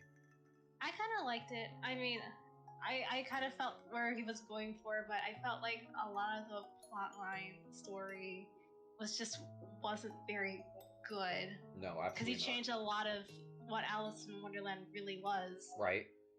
But he gave it that Tim Burton feel, which is fine. But the 50s will never be. It will be with me forever. I saw this movie a couple times as a kid. I didn't like it then, but when we saw it all together, I lightened up on it. Still not my favorite, but I've lightened up. I've lightened up on it. So good. Still not my favorite. I'll take it still. Ishikli. I'll take what I can get, okay? Alright, so I doubt you guys have seen this one, but my number 8 is a series I watched a lot as a kid. And I saw the first one when I was a little kid. I didn't even remember it because I was a super little kid. And then I saw this one, and it introduced me to kind of a new genre and just a new series I could not stop watching as a kid. My number 8 is 3. Well, I mixed up because it is a third in the original trilogy. It is Indiana Jones 3. And the Colonizer, Indiana. Once again, I'm not a religious person, but I acknowledge a good movie when I see it, and it's a fun adventure action movie of Indiana Jones just finding the Holy Grail, and like I said, I saw the first one as a kid. I had to find the Ark of the Covenant. I didn't even remember it as a kid, and then the second one is like it's all bloody, gory, and like kind of gritty and gross. So my parents were like, "All right, we're gonna skip this one and we'll watch the third one." And I watched the third one with them, and God, I fell in love with it immediately. It's the thing about this one is that like the first one is a good adventure comedy, but it feels more of like an adventure. This one has the action. This one has the pure adventure. This one had fun characters. It had good humor. It had good visuals, and like it felt like a kind of like an Uncharted Tomb Raider kind of feel. Even though this predates it by like a decade, because like the puzzles they have to solve were really fun. I could watch the ending like dungeon kind of area. I could watch it over and over again. But the big highlight of this movie is Indiana Jones and his dad, played by Sean Connery, and his characters.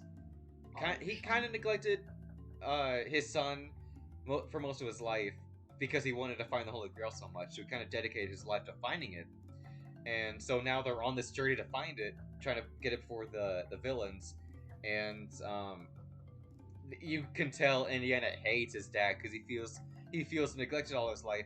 But then they slowly get together. They slowly start to form a bond, and they're unique characters. They're charming. Everyone in this movie is enjoyable. They all have their quirks. They all either really funny or really gritty. And it feels like a good adventure because like the first one, it's like they're in like more of a desert setting. This one they go to numerous different countries. They go to numerous different locations, so it feels like a big upscale compared to the other ones. And the soundtrack is absolutely amazing. It leads to a very heartwarming ending. I'm not gonna spoil it, but I don't know. I absolutely loved it. And as a quick fun fact, the first Indiana Jones is my mom's favorite movie of all time. And you can argue which is better, the first one or the third one. You can make an argument. I love the first one, but to me, the third one, you can't beat the third one. It's just too dang good. The second one is good. And the fourth one, kind of iffy, but I don't hate the fourth one, but I could tell, yeah, it's not great. Well, it's got Shia LaBeouf, so it gets a pass. This is 1989, Yoshi. Say again? It says 1989, not 84. Oh, shoot, I put the other one. Whoops. Incorrect. Thank you. Alright. Alright, what's your 7? My number 7. I don't care what y'all have to say. This is a good movie. Cars 5. I know y'all haven't seen it, probably, most likely. But I picked the Sword Art Online movie, Ordinal Scale. That is such a good movie. Over, Jorge. Friendship over. What's it? Wait, what's it called? Fish. Huh? What's it called? Yeah, I'll type it. It's Sword Art Online, the movie, Ordinal Scale. Okay, I found it.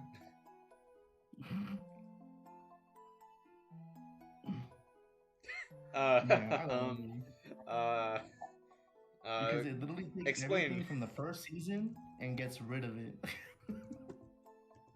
Like they're not in a what's it called, a virtual reality world. They're in the augmented reality world, and so Kirito's weak as shit. He's not as light or as fast as he thinks he is, and he struggles with that the entire time, and that is the best part. And then the Jorge, that's salty. Whoops! Oh no! What did I do? He gets everything. He's like the next Alm. He gets everything handed to him. I hate it. Until it doesn't, because he's augmented now. Until he deserves it. Which is season 4. But yeah, oh my god, the last scene, they're all fighting this like big old demon, and everybody shows up, even like Yuki, the dead one. I cried. So good. I think it was a crazy plot, but of course it does that stupid thing where the villain comes from the there's a time skip in Sword Art. The first season, it's kind of dumb, and literally everything spawns off from this damn time skip that no one sees. So of course the villain has to come from that. I wouldn't even know who it is, and they're all making it a big deal, like, oh my god, I can't believe it's this guy. And I'm like, I don't even know who this is, but. You might have to read the books, I guess. The books, I might have to, because the anime, the first season, I don't know. At least it's not the freaking fairy arc. Not the fairy arc. But I like the Alicization arc better, or more. Mm-hmm. That one's peak. I've never seen Sword Art. I don't plan on watching it, so cool. You should. At least season 3 and 4. No. And then 1 and 2. No. And then the movie. I'll pass. No, because in the movie shows up in those seasons too. It's really cute. I'll pass. It doesn't amount to much though. It just... God, I love Hatsune Miku. Hatsune Miku? Is it you? Mitsuki, is that you? Oh my god. Are you asking? From Hatsune Miku? Yep. Me next. She's in Fall Guys right now. If she gets into Fortnite, it's over. Alright, Claire, what's your 7? Mine is you more than likely will never hear of this movie because it was originally a French movie. They did dub it, but it wasn't very popular in the States. It's called Mune, Guardian of the Moon. Yune? Or it's, Oh. it's either Mune or Mune. Oh, I think they call it Mune, an M. but Sailor Moon? it's an animated movie from France. They actually teamed up with a Japanese company too, I think. So there's actually mixed media in this movie, which is really cool. But it's about these like these three main characters who two of them are chosen to be the new guardians of The galaxy? Oh, this looks suspicious. What? Oh, it's actually really good. Rob Lowe's in it. Oh believe it or god, not. of course he is. Really? Yeah, he's in here. But yeah, it's really good. Like I said before, it's about two characters becoming the new guardians of their world, because they have like these mecha looking things. 2017? Dang. No, Yeah. 14. Oh. Yeah, but I watched this movie like 2 to 3 times. I'm like, I kind of wanted to watch something, and then this caught my eye on Netflix. So I was like, why not? And then I watched it, and I fell in love with it, and I watched it so many times. I don't think it's on Netflix anymore, but it's a very good movie. Online illegal activities. I know. Time for some illegal. How about new? Players promoting illegal. None of my stream, you idiot. What do you mean? I didn't do nothing. There's no proof. I'm talking to Claire. VOD. Yeah, you should, Claire. Fight me. Alright, my number 7. I know Claire doesn't like this series. I don't know if I doubt Hori's seen it. I actually really doubt Hori's seen it. I don't know if Lonnie's seen it. There's a lot to pick from this series, and a lot of people might question because this is from a line of very hated films, but out of them, this is the one I definitely like the most, and it's the one I grew up with a lot. And I look back at it, and it's easily my favorite out of the series. Not only is it a Star Wars movie, it is a Star Wars prequel. Oh my god. And it's episode 3. I don't watch Star Wars. I don't care. Me either. Come on, nerd. I only seen the first 2. I seen of the prequels? one movie. I fell asleep and for like 10 minutes, and then I woke up because I had to watch it because it was for school. I walked into the theater 10 minutes before it ended, like an Avatar. I mean, I was so bored. I'm not into sci-fi films, but I had to watch it for school. My professor wanted us to watch it. I think it was like what? No. The 5th episode? I don't know. Like the kind of like the beginning, but it was like. I think it was you said that was the very first was the 4th one. Oh, it has a weird order. It doesn't like the first one. 4, 5, 6, and then 1, 2, 3, and then 7, 8, 9. But yeah, I watched the only one movie. I fell asleep for like 10 minutes, and I woke up and I watched it. Next. Yeah, so this one, so you got the original movies, got 4, 5, and 6, and then there's a lot that is so unanswered, and you want to learn about these characters in the past of said characters. So we get the prequels. We get 1, 2, and 3. But the prequels are pretty bad movies, specifically the first 2.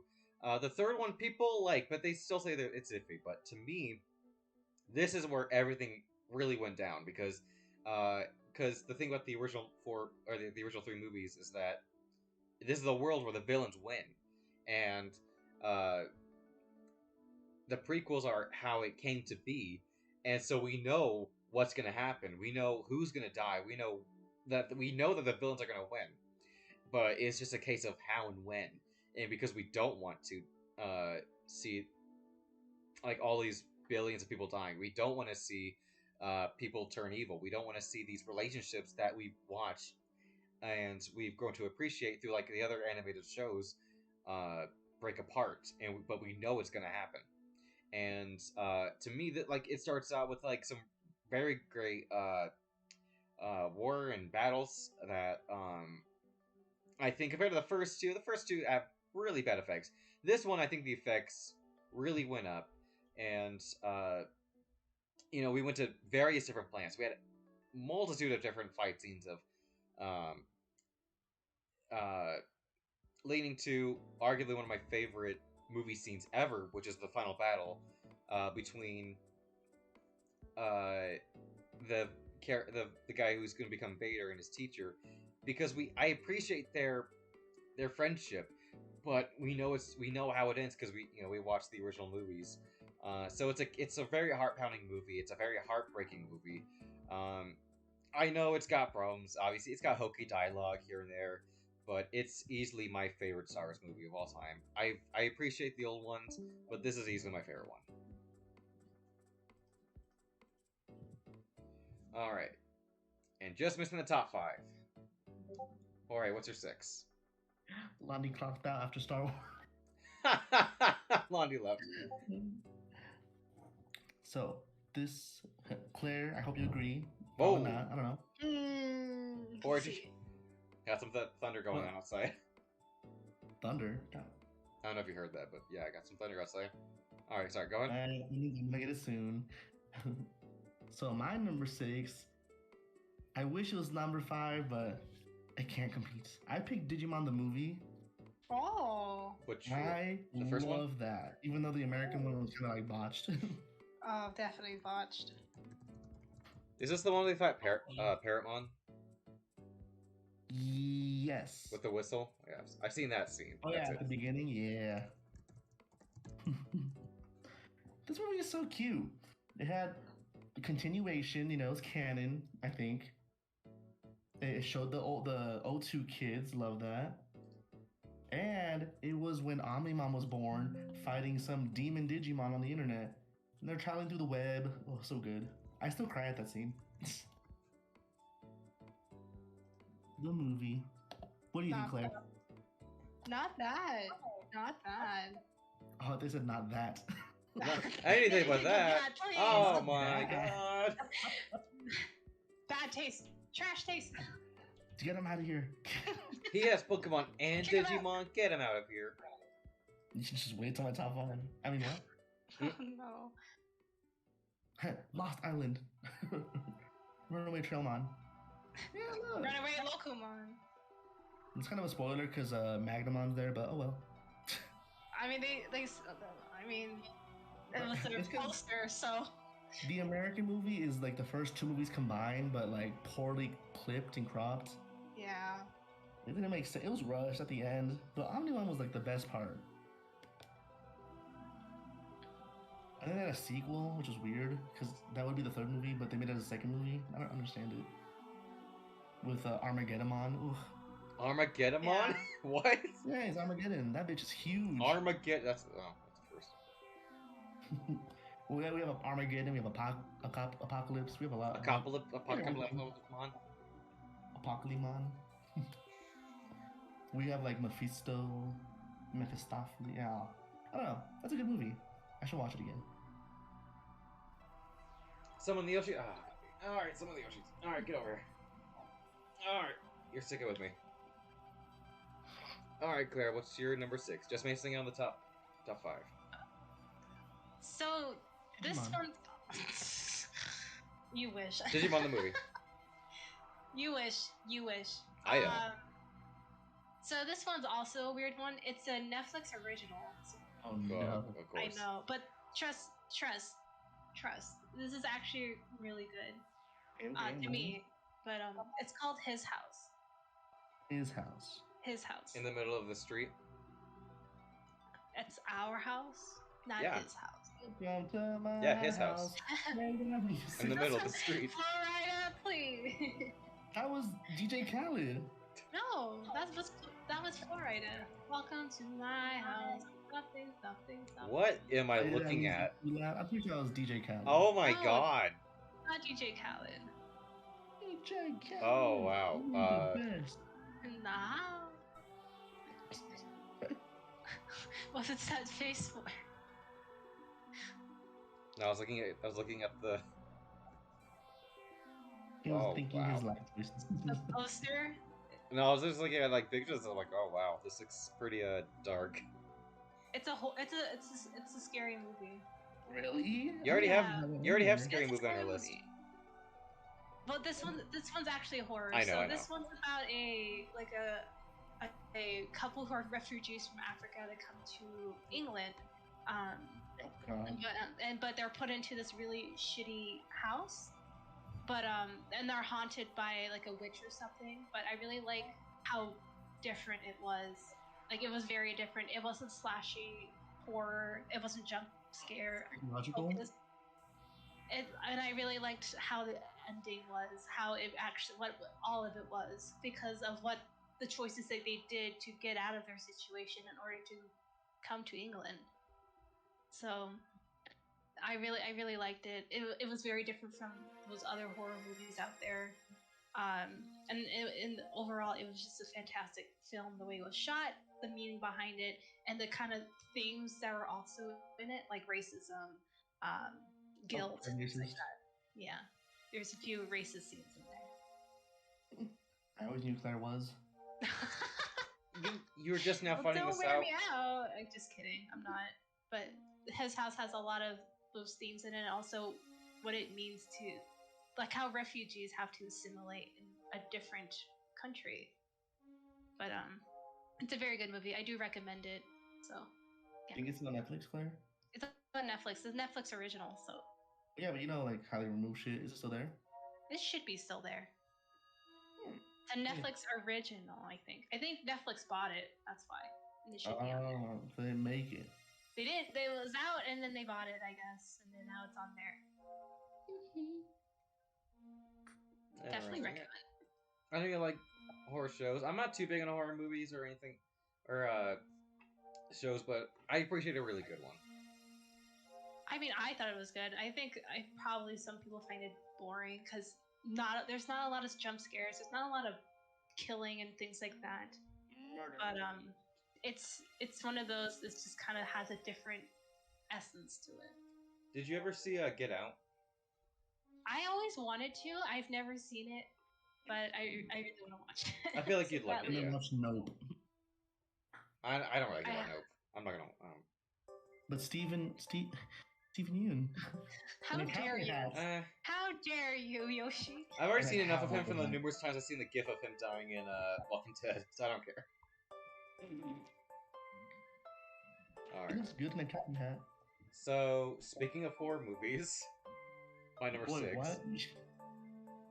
So, my number 6 is a movie about a guy who's basically enslaved like an entire race, and he's killing off all these characters slowly and slowly. And it's kind of like a Hansel and Gretel story where he's kind of like trying to like recruit another one to fulfill his deeds before he leaves. But my number 6. Jeepers Creepers? Do you ever even understand the horrors of the oldest movie on this list? This movie came out in 1972. Elm Street? Can you even imagine the horrors of Willy Wonka and the Chocolate Factory? Oh. Didn't Claire have an older movie? What? I said oldest on my list. Oh. You said oldest on this list. Yeah, I said my list. I don't know about that. I saw the one with Johnny Depp. Me too. Hey, Hyper, I've what's never up? seen this one. Yeah. I think this one's okay, or I think the Johnny Depp one's okay. It's not my favorite. I'll say, if it's high up, it cannot be that. It's okay. This one, it's kind of simple. It's you know has really unique sets, and it really kind of just follows. I think the Johnny Depp one followed the book a little bit more, but what we got here are it's just an imaginative movie where I watched this movie countless times as a kid. And I got into the songs, I got into the performances. Gene Wilder has a legendary performance. The kids are great, the parents are great. These sets, I think, are for an old 72 movie. I think it still looks fun. It looks colorful. I like the back and forth bickering between the kids, the parents, and even sometimes Walken himself. How he just kind of he knows these are bad people, so he just kind of rolls with it. He's just like, all right, not time to see you guys die. But like, I like how this film sets up everything. It sets up the factory great, and it kind of gives you an idea of like, oh no, maybe we did walk into a horror movie, but no, it like there's scary moments, and it's like, oh no, we're just gonna ignore that. Me too. But God, just I can watch this movie a million times, never get tired of it. And the thing I like about this one is that a lot of it is real, and I say that as in a lot of it's not CGI or anything like that, like in the Johnny Depp one. This one, and I also mean real as in like these are real sets, and that a lot of the kids and actors' reactions to the actual factory and to Gene Wilder's character himself were real. They didn't show any of them to the actors, and so their reactions to seeing the factory is all real, which I thought was pretty unique. And like even when Gene Wilder appears in the movie, he comes out, he's like on a limp, he's all like frail and on a cane, and then he fakes everyone out and just jumps up. He's all like an excited person, but he's still a mysterious person. Um, and so all the other kids' reactions were just like, "What is going on with this guy?" And then he ended up being a really cool person. Um, and the factory is a lot of fun, and the Oompa Loompas are there and cheerful, and people pick apart. Oh, this is a horror movie. He's killing these kids, when it's like it's an old movie. You really don't care. And just everyone's just so cheerful. Everyone just puts on a big smile on my face. It's a good time. I love this one. It's the music and the songs and the excitement and everyone's reactions to everything. I love it. It's good. I don't know. What do you guys? So what do you guys think of the Johnny Depp one? I thought it was okay. It was funny. That was the only movie I seen, but I enjoyed it. I thought it was a fun watch. That's just me though. I never seen the '70s one, so. And I never read the book either. So. Period, Claire. I know. I'm biased. That was Claire. Even if I wasn't a sorry. fan of the old one, I think the Tim Burton one is just, eh. Even as a kid, I was like, eh. Again, Burton. But no, they're not beating the original. They're making a prequel movie about Wonka, and it's like, no, just don't, please don't. Oh, isn't it Harry Styles? No, that's Timothy Chalamet. They're both white, Claire. I don't really care. Wow. Where's the flavor? Like, come on. It's Willy Wonka. All right. Honorable mentions. Do you guys, Hori? Do you have any honorable mentions? Yeah, just one. Turning Red. All right. Fair That's enough. also on my list. In your honorable mentions, Like, oh, Turning Red's not on here. I'll just add it here. on your list or in the honorable mentions? Honorable mentions. Okay. Like I said, I've heard it's really good. I heard it's really sad, but I haven't gone around to it yet. I mean, it depends on how you take it. I connected more with this movie. I didn't find it sad, but It's movie is all hell, but that's the fun part. yeah. Physical stream. It's Alright. like based in what, early 2000s? That's the cool Yeah. part too. Hell yeah. Yeah, they're Canadian. All right. Do you have any other honorable mentions, Claire? I do. Wolf Could you give me- Children, Train Oh. to Busan. Oh. Sword- Wait. Yeah. Hold on. One thing at a time. Wolf Children. Yeah, type Claire. He's And then Go type faster. Train to Busan is really good. I liked that one. I seen it twice, and I always cry because I'm such a daddy's girl. Oh my god. Also, Sword in the Stone, the Ooh. old one. I think that's from the Put it 50s. online. Oh my gosh, Claire. I'm gonna punch you in the next time I Alright. see you. Swear to God. That's funny. Yu-Gi-Oh! Pyramid of Light. Which was like the Yo. yeah. I saw that movie so much, and it's a very good movie. People almost die in that, so Tristan. yeah. Tristan. And also Digimon Tamers Battle of Adventures. Of course, Tamers. I like Tamers, okay? And I thought both movies were good. I like the Battle of Adventures because I think it was a little longer compared to Lokomon, but I really like that big demon Digimon again. I don't. The thing is, Battle of Adventures is hard to remember more than Lokomon because Lokomon had that linear plot, and it's just about Rika and trying to get Lokomon to stop acting out of control. While Battle of Adventures had like two plots going on because they got a mysterious Digimon, they don't know where it came from, and then there's like the big old parasite virus thing going on too. And then also it's not available anywhere, so I can't rewatch it to really remember the plot. But Yeah. I really liked the movie as a kid. I saw it in English and I saw it in Japanese. You know what? What? Nothing. Did you say something mean? As Yes, per I'm talking usual, shit. probably. Again. But I think that. Oh, and White Chicks. Nice. White Chicks. Stealing. Or it reminded you. I'm not stealing. I do like White Chicks. I Mhm. also watch that movie over and over again. All right, put Legally Blonde 2 then. Okay. No, screw that. You thought. I'll also put Last Airbender, so. Alright. I know where you live. I will come to you, and I will murder The Yoshis. Murder the Yoshis. all of them. Extinction time. I'm so scared. Alright. So, Hori, just the one? Yeah. Alright. And then I that's can't all clear? Yeah, that should be all. Alright, my honorable mentions. We got my favorite Disney movie. We got Aladdin. Aladdin. Yes. The remake or the original? The original. Oh, thank God. Original. I like the new. I like the remake. The remake's okay, but liked Aladdin, it. the original, I'm just biased is because so good.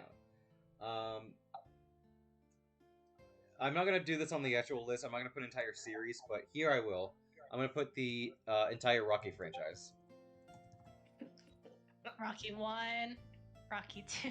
Yep. Well, okay. The only Rocky 3. I didn't like 4 and 5, but all the other ones, all of them, I really like. Cause Does like, Creed count? yes, I'm counting Creed and Creed 2. I really enjoyed those ones too. I actually never saw the second one. Yeah, I don't know what Rocky is either. He's like a boxer or something. Yeah, I might not.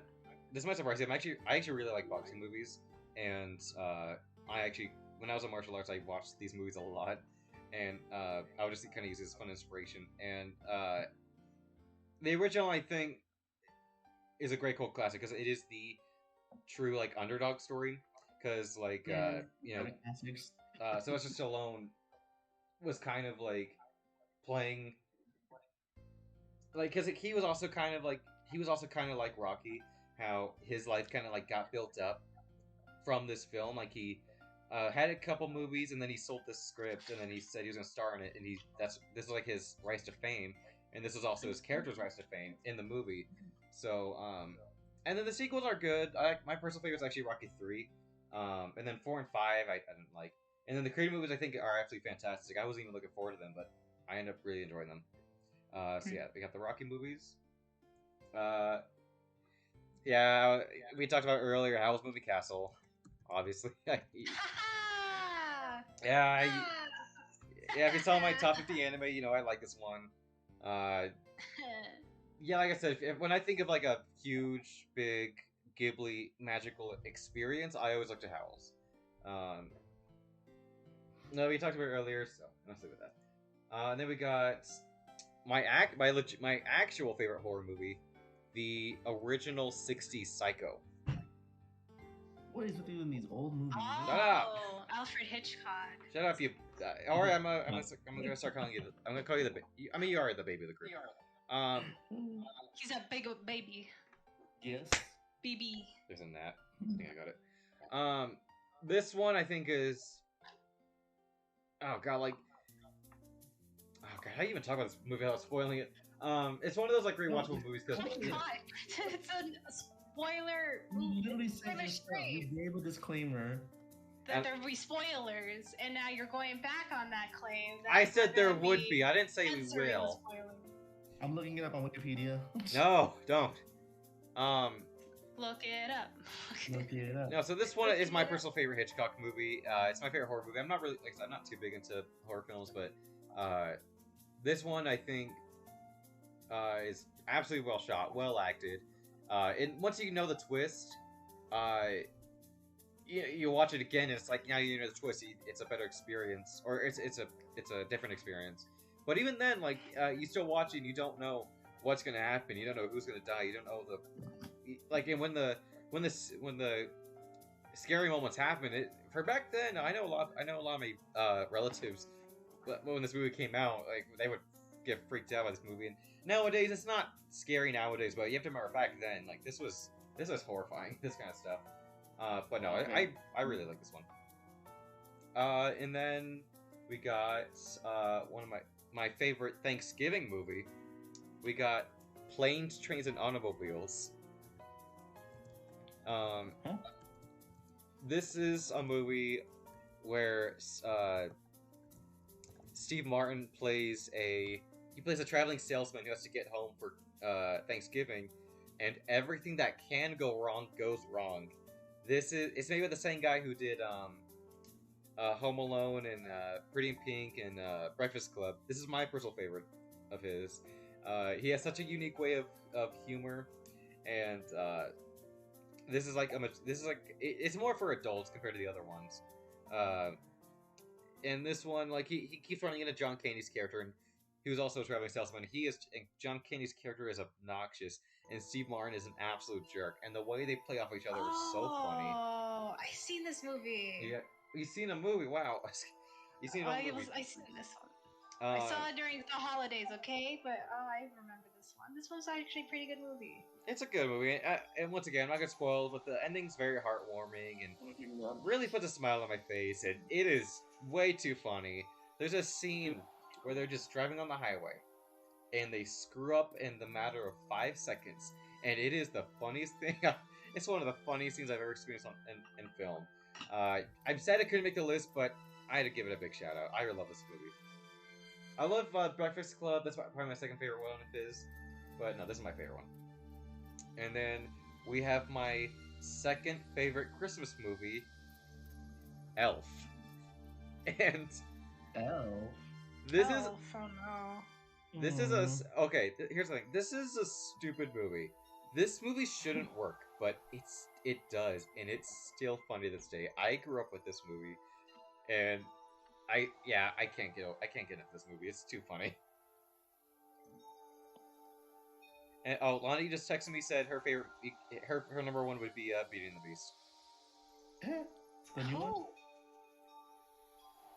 I mean, I already knew that. I already knew that was a Better favorite. not. So. I knew it. I know, Lonnie. I said yeah. Hermione, Claire. So? And then I don't know if you guys have even heard of this one. This is an old one. It's called "It's a Mad, Mad, Mad, Mad World."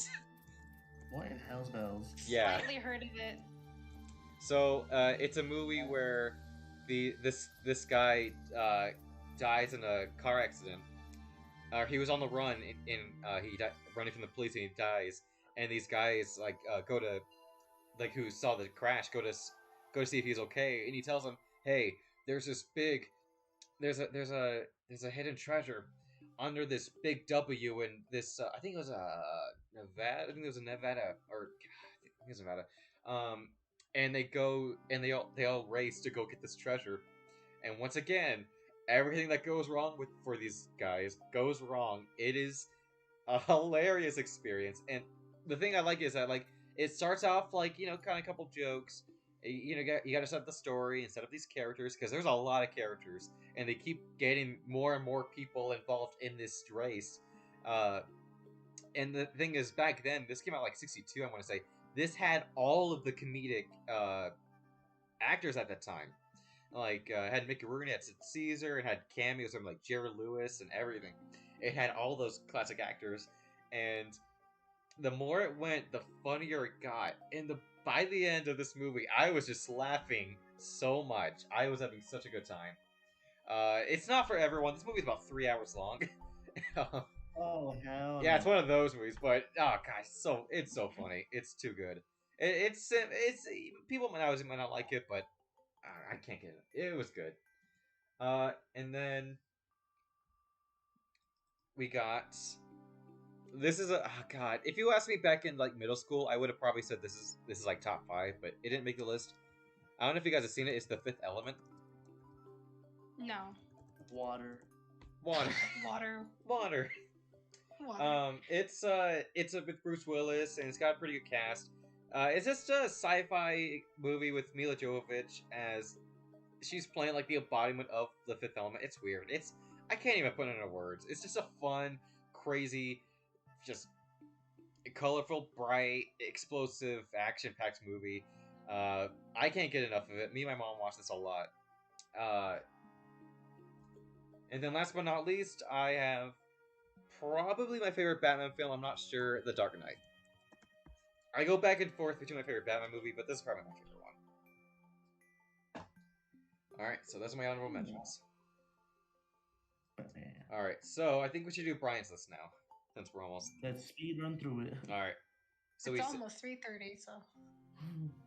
This is probably the fastest, one of the, like, 3 fastest ones. Alright.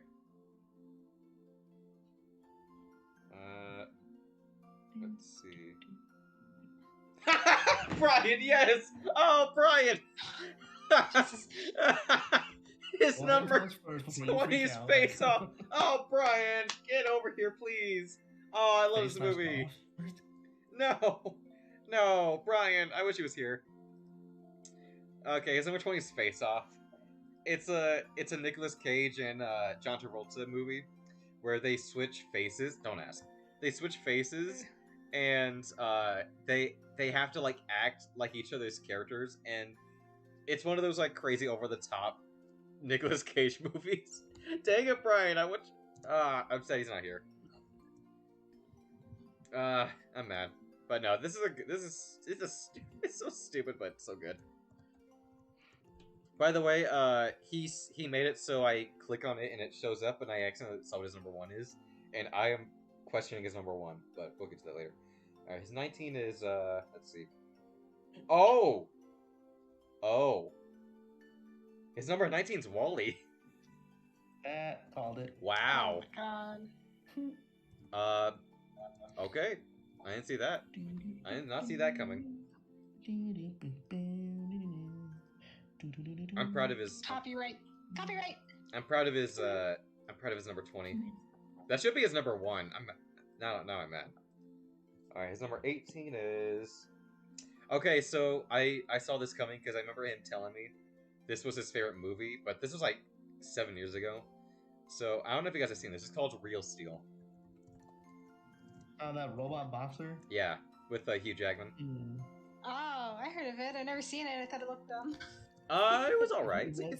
I saw it when it came out. I don't remember it that much, but I remember asking Brian at one point what's his favorite movie, and he said this was his favorite movie. But obviously he told me, and I asked him, I was like, is that still your number 1? He said no, so but yeah, I saw that one coming on him. I saw it when it came out, and I thought it was alright. I'm not too big into robot stuff like that, but no, it's a good time. Number 17 is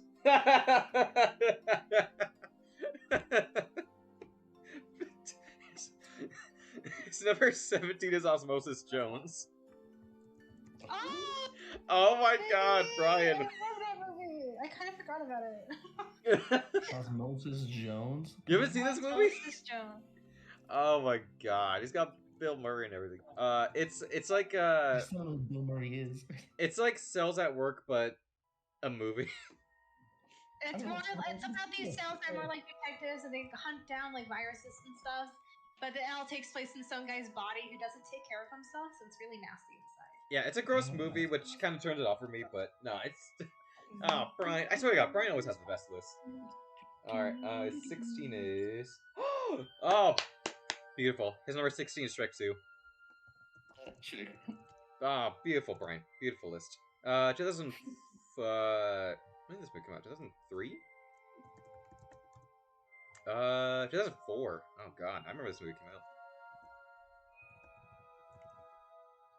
Alright, his 15 is... Really? Huh. His 15 is the first Sonic movie. I'm not mad at it, I'm just surprised. I thought he liked the second one more.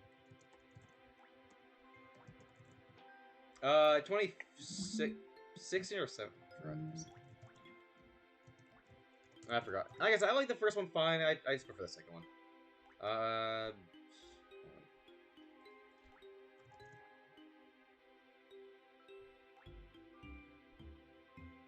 Oh, I guess it was 2020.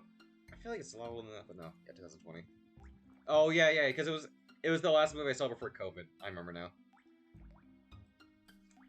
All right. In 2020? Yeah, Wasn't that like 2018? I remember it was the last movie I saw before COVID. Ah, Brian! I swear to God, his number 14 is Robin Hood Men in Tights. Who? Oh my God. Y'all watch some random ass movie. No, Jorge. Don't judge us. All right, this movie. I'm just saying. It's made by Mel Brooks. It's the guy who did Spaceballs, Blazing Saddles. He has such a unique way of comedy, and he kind of does parodies of movies like this, but oh god, so memorable. Like it's just fourth wall breaking and meta jokes. It's just all over the place. Brian, I swear to God, he always has the best lists. All right, his number 13. Oh, wow. John Wick 3. Okay. I'm fine. I'm actually fine with that. I've only seen the first one, but I've heard that the other ones get better, like even better, because I heard they're all really good movies. The guy from Fortnite. Exactly. So Fortnite's all of our number ones. See, like, I thought, like, John Wick was gonna be like those movies that were just gonna be milked. I thought, like, oh my god, they're gonna make dumb sequels all over the place. But I've heard they're actually, like, still, like, really fantastic films. There's 12.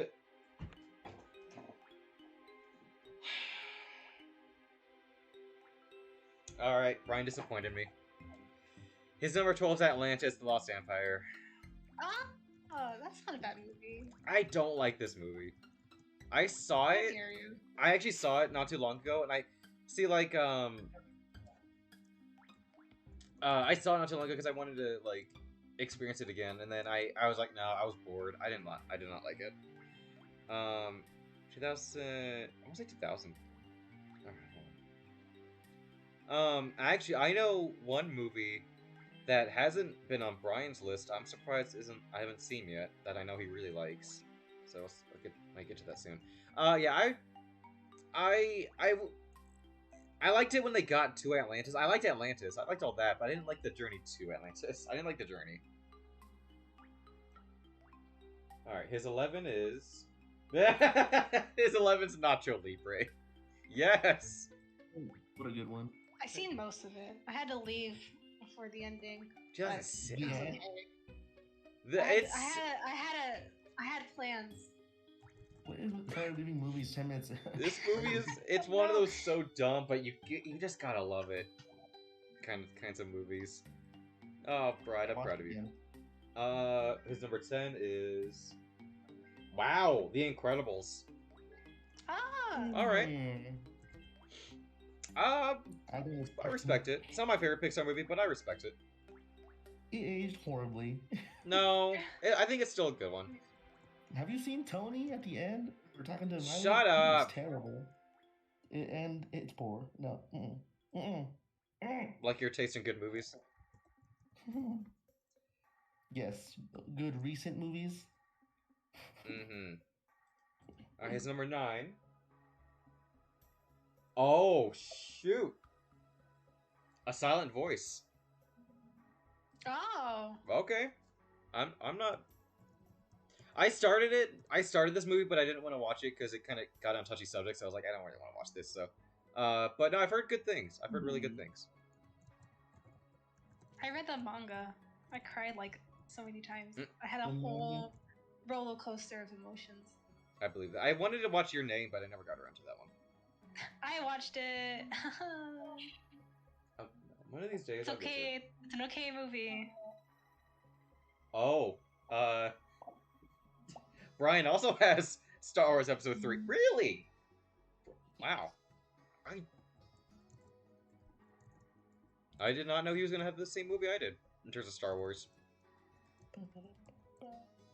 Because I acknowledge that this one's not the best out of them all, but this is just the one I like the most. I'm surprised he put it there too.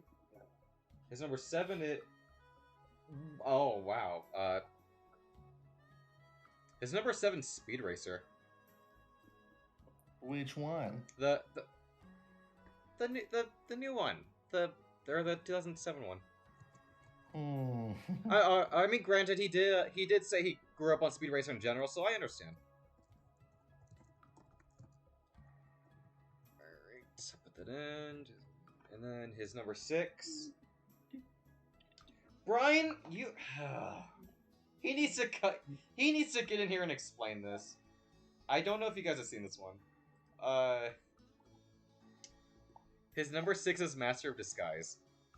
What What is that? the heck? I seen it around, but I never watched it. It is so dumb.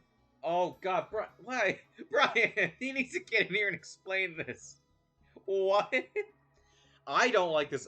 Okay, it's a dumb movie. It's so stupid. It's kind of funny in that regard, but honestly, I don't. Yeah, not enough for me. I don't really like it, but I think Brian likes it because it is dumb. But yeah, I don't like this one. It might be a movie he grew up with, so I'll let it slide for now. All right, so I'll leave it at that, and then we'll do our top 5. All right, so we'll move on, and hopefully he comes in. And he can explain himself for Master Disguise, but we'll see.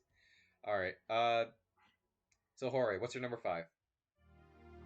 Easy. Steven Universe. How did I not see that coming? No, Claire, the season. Yes, the movie. Claire, what is How did I not see this coming? I'm an idiot. Knowing you. Claire's been getting bold lately. Mm-mm. Claire, you okay? I hope not. Damn. Well. Oh, okay, the one with Spindle. Okay. Okay. I'm sorry. I never got to this part of the story, so I never saw it. Well, it has good characters, good music, good villain, because she was redeemed. Good for her. And good ending. I know what happens, I just never got around to it. The diamonds are like, we can't adopt Steven, so we'll adopt Spinel. I saw that meme. Then Oh god. Other friends, yes. Other friends. Alright, sorry Yoshi. Sorry. That's Go fine. for it. I saw that meme where it was, I think it was Timmy and his dad, where Timmy's dad's like, my jeans were ruined so many years ago. How many years? How old are you? And then it was that, but it was Pearl and Steven. Oh, yeah. I see that. That's great, I love it. Alright, Clary, number 5? Number 5 is... So it's another old movie. It's from the 70s. Okay. And it's called Watership Down. No! Down? No! Yeah, Claire! it's about a bunch of rabbits, and they're losing their home. There's a rabbit that can he can see the future, but not at point. But he knows that their home's about to be destroyed. So him, his brother, and a couple rabbits escaped, while the rest of the rabbits died. So now they're looking for a new place to call home, and they encounter a bunch of weird government-like other herds, and they're just trying to find their own home. And then they make their own home in the end. But there's a lot of gruesome scenes in that movie. Why is this a kids movie? There's a lot of death in it. A lot. Very brutal. That's an understatement, Based on a Claire. book. That is a Based on a book. huge understatement. Yeah. Oh, It's very brutal. I can't watch this movie. I can't. I know it's a good movie. I think it's a good movie, but I can't watch this movie. I can't watch movies like these. What type of this? I mean, there's a Netflix series. It's got John Boyega. But it doesn't have. Yeah.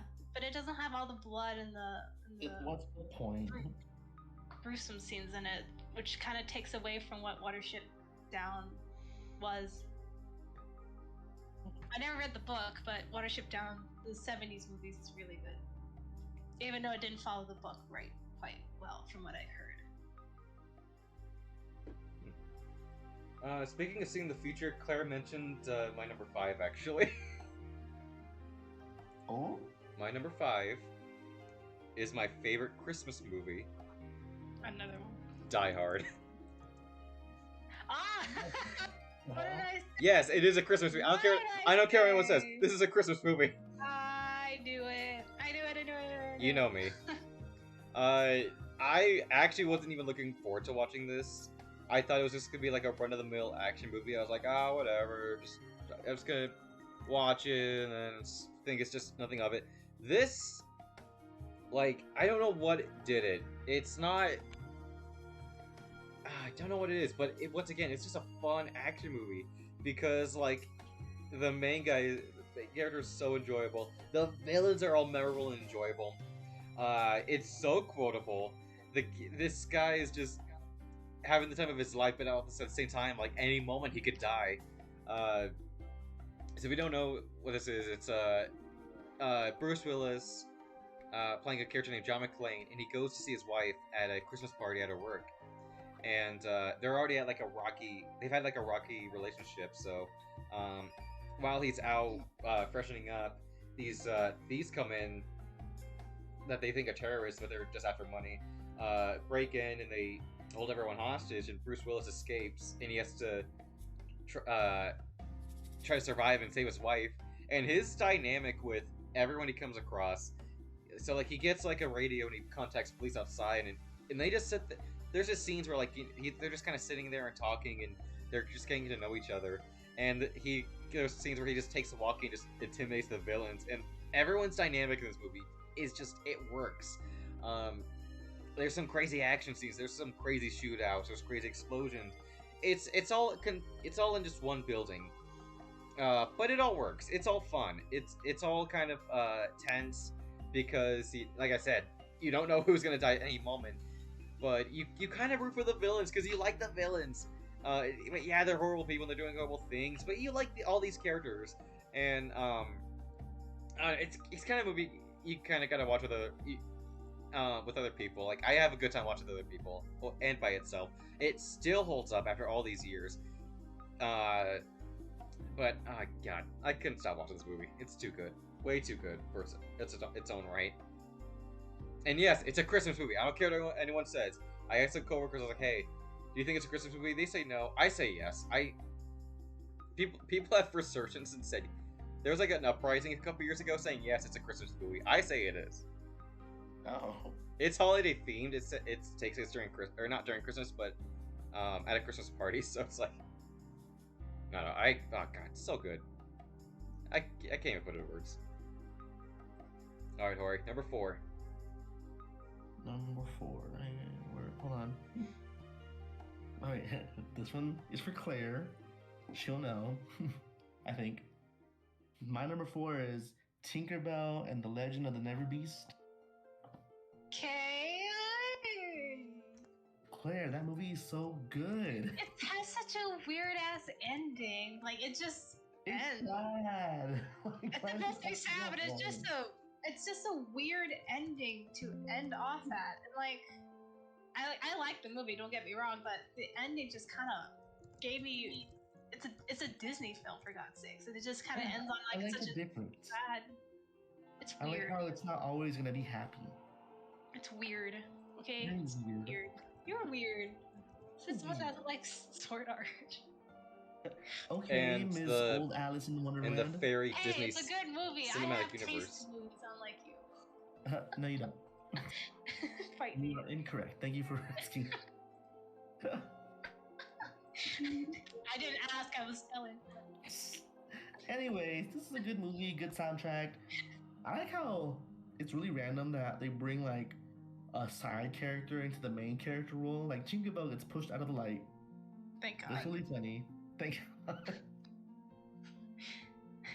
Because I like how they started adding more focus on the other characters besides Tinkerbell, because Tinkerbell really isn't all that interesting. But I like her. I just like the world building too.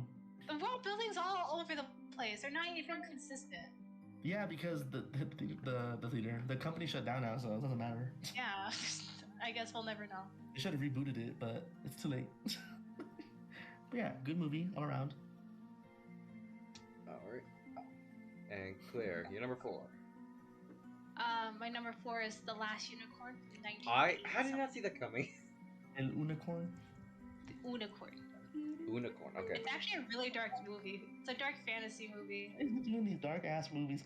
I have flavor. No, you have. Yeah, trauma. I mean, maybe. But this is a good movie. Very dark. It's from the 80s. Mia Farrow's in it. But I really liked it. It's really I really blah, blah, blah. Yeah. Yeah. It's really it kind of has like I like the idea of where it was going for, especially in the end, because when with this unicorn, she's the last one, and then she gets turned into a human. But the thing about unicorns in this universe is that they're not supposed to feel mortality, not supposed to be worried much about anything. But when she turns back into a unicorn, what she'll know is that she'll be the only unicorn that feels regret because she does fall in love with the prince, but they can't be together because she chooses to be with her herd again instead of staying as a human. So it's kind of heartbreaking, but it's also a really interesting film because of that kind of theme it is. It's also based on a book. I haven't read it yet, but it's also turning into a TV series from what I've heard, so I'm very excited. All right. So, yeah. Dark ass show. It's gonna be a show soon. Hell yeah. All right. My number 4. I'm not going to talk about too much because I've once again, if you've seen our previous streams, you should already know this is on my list. Number 4, we got my favorite video game movie. My Hero Academia, the movie? Oh, how'd you know? It's Professor Layton, the Eternal Diva. If you saw my top 58 favorite anime, you should already know I really appreciate this movie. I really like Professor Layton in general. This one, it just embodies everything I like about the series, about the games, and really brings out the games into real life. Like I like watching how these mysteries and puzzles would be done, and like outside of like a touchscreen, and the mystery's all great. The characters are amazing. The soundtrack and the visuals are absolutely spectacular. You can tell they put in a lot of effort. And so I talked about it a little bit. I talked to my story about this with Top 50 Anime, so go watch that. But still watch this movie. This movie's supposed to around an hour and a half, and God, I can't put into words how much like I just fell in love with this. That's the animation, the music, the conflicts, the character relationships. It's all just absolutely fantastic. And just play the games, even though they're really hard. Just watch it and play the games. Absolutely incredible film.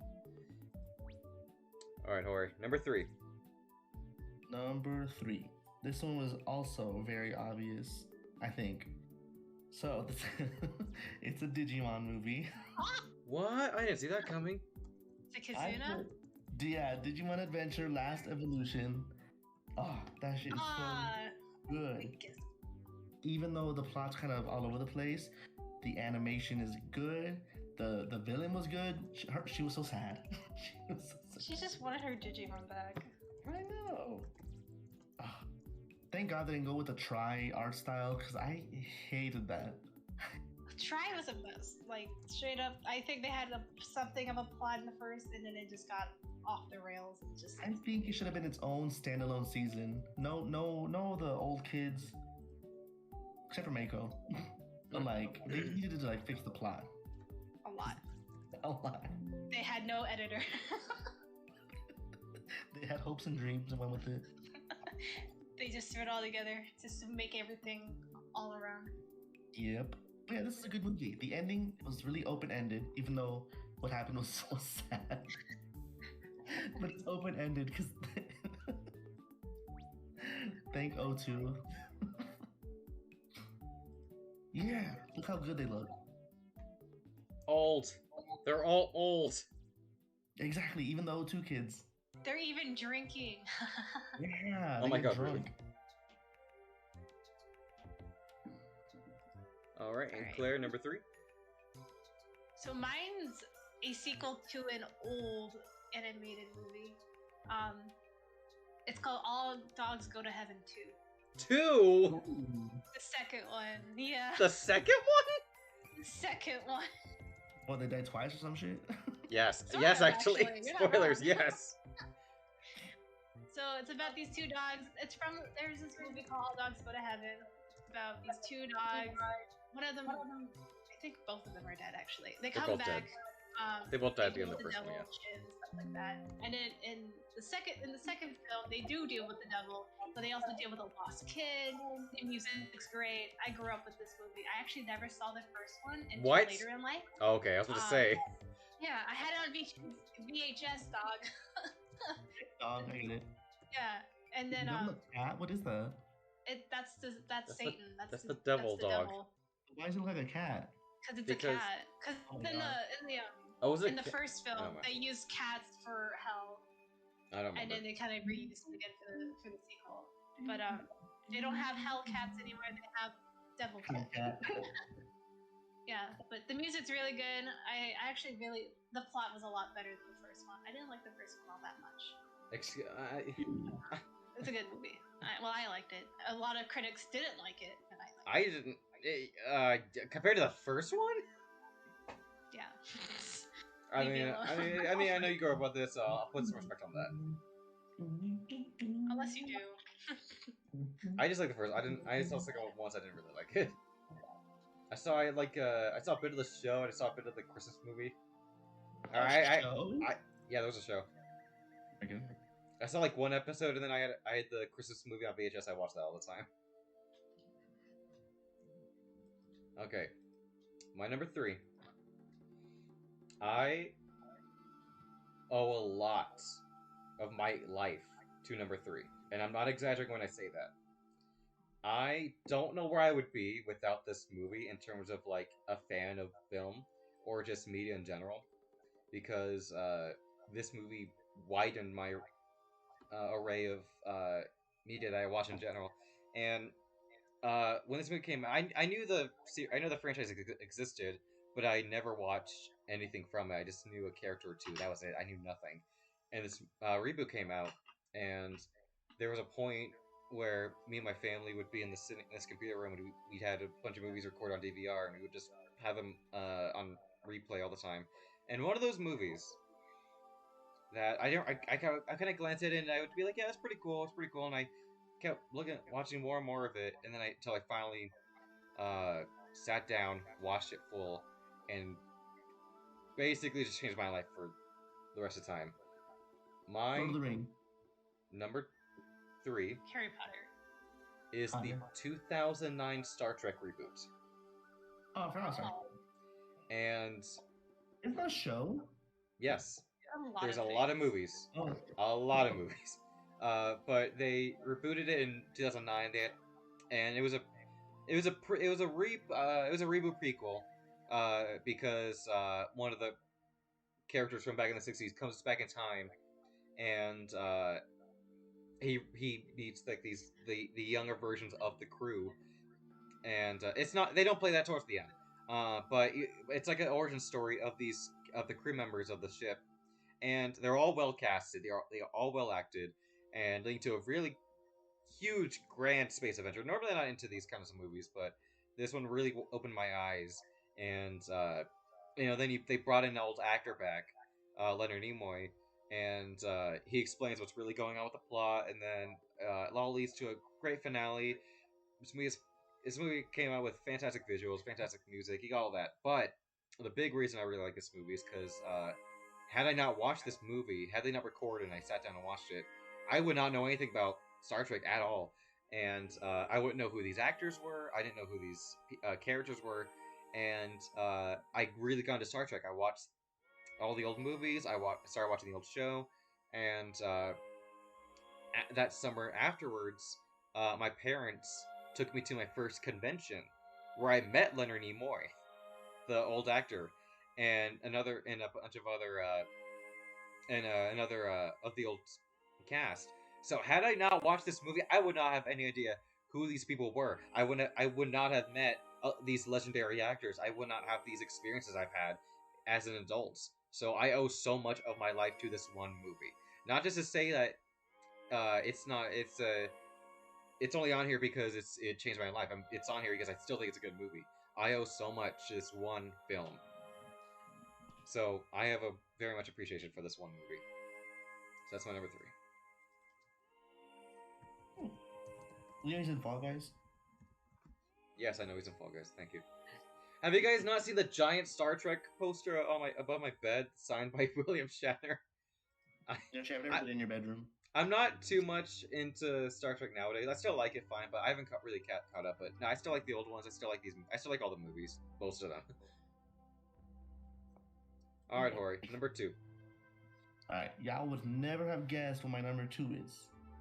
Cars 5. Yes. No, Okay. it's not animated.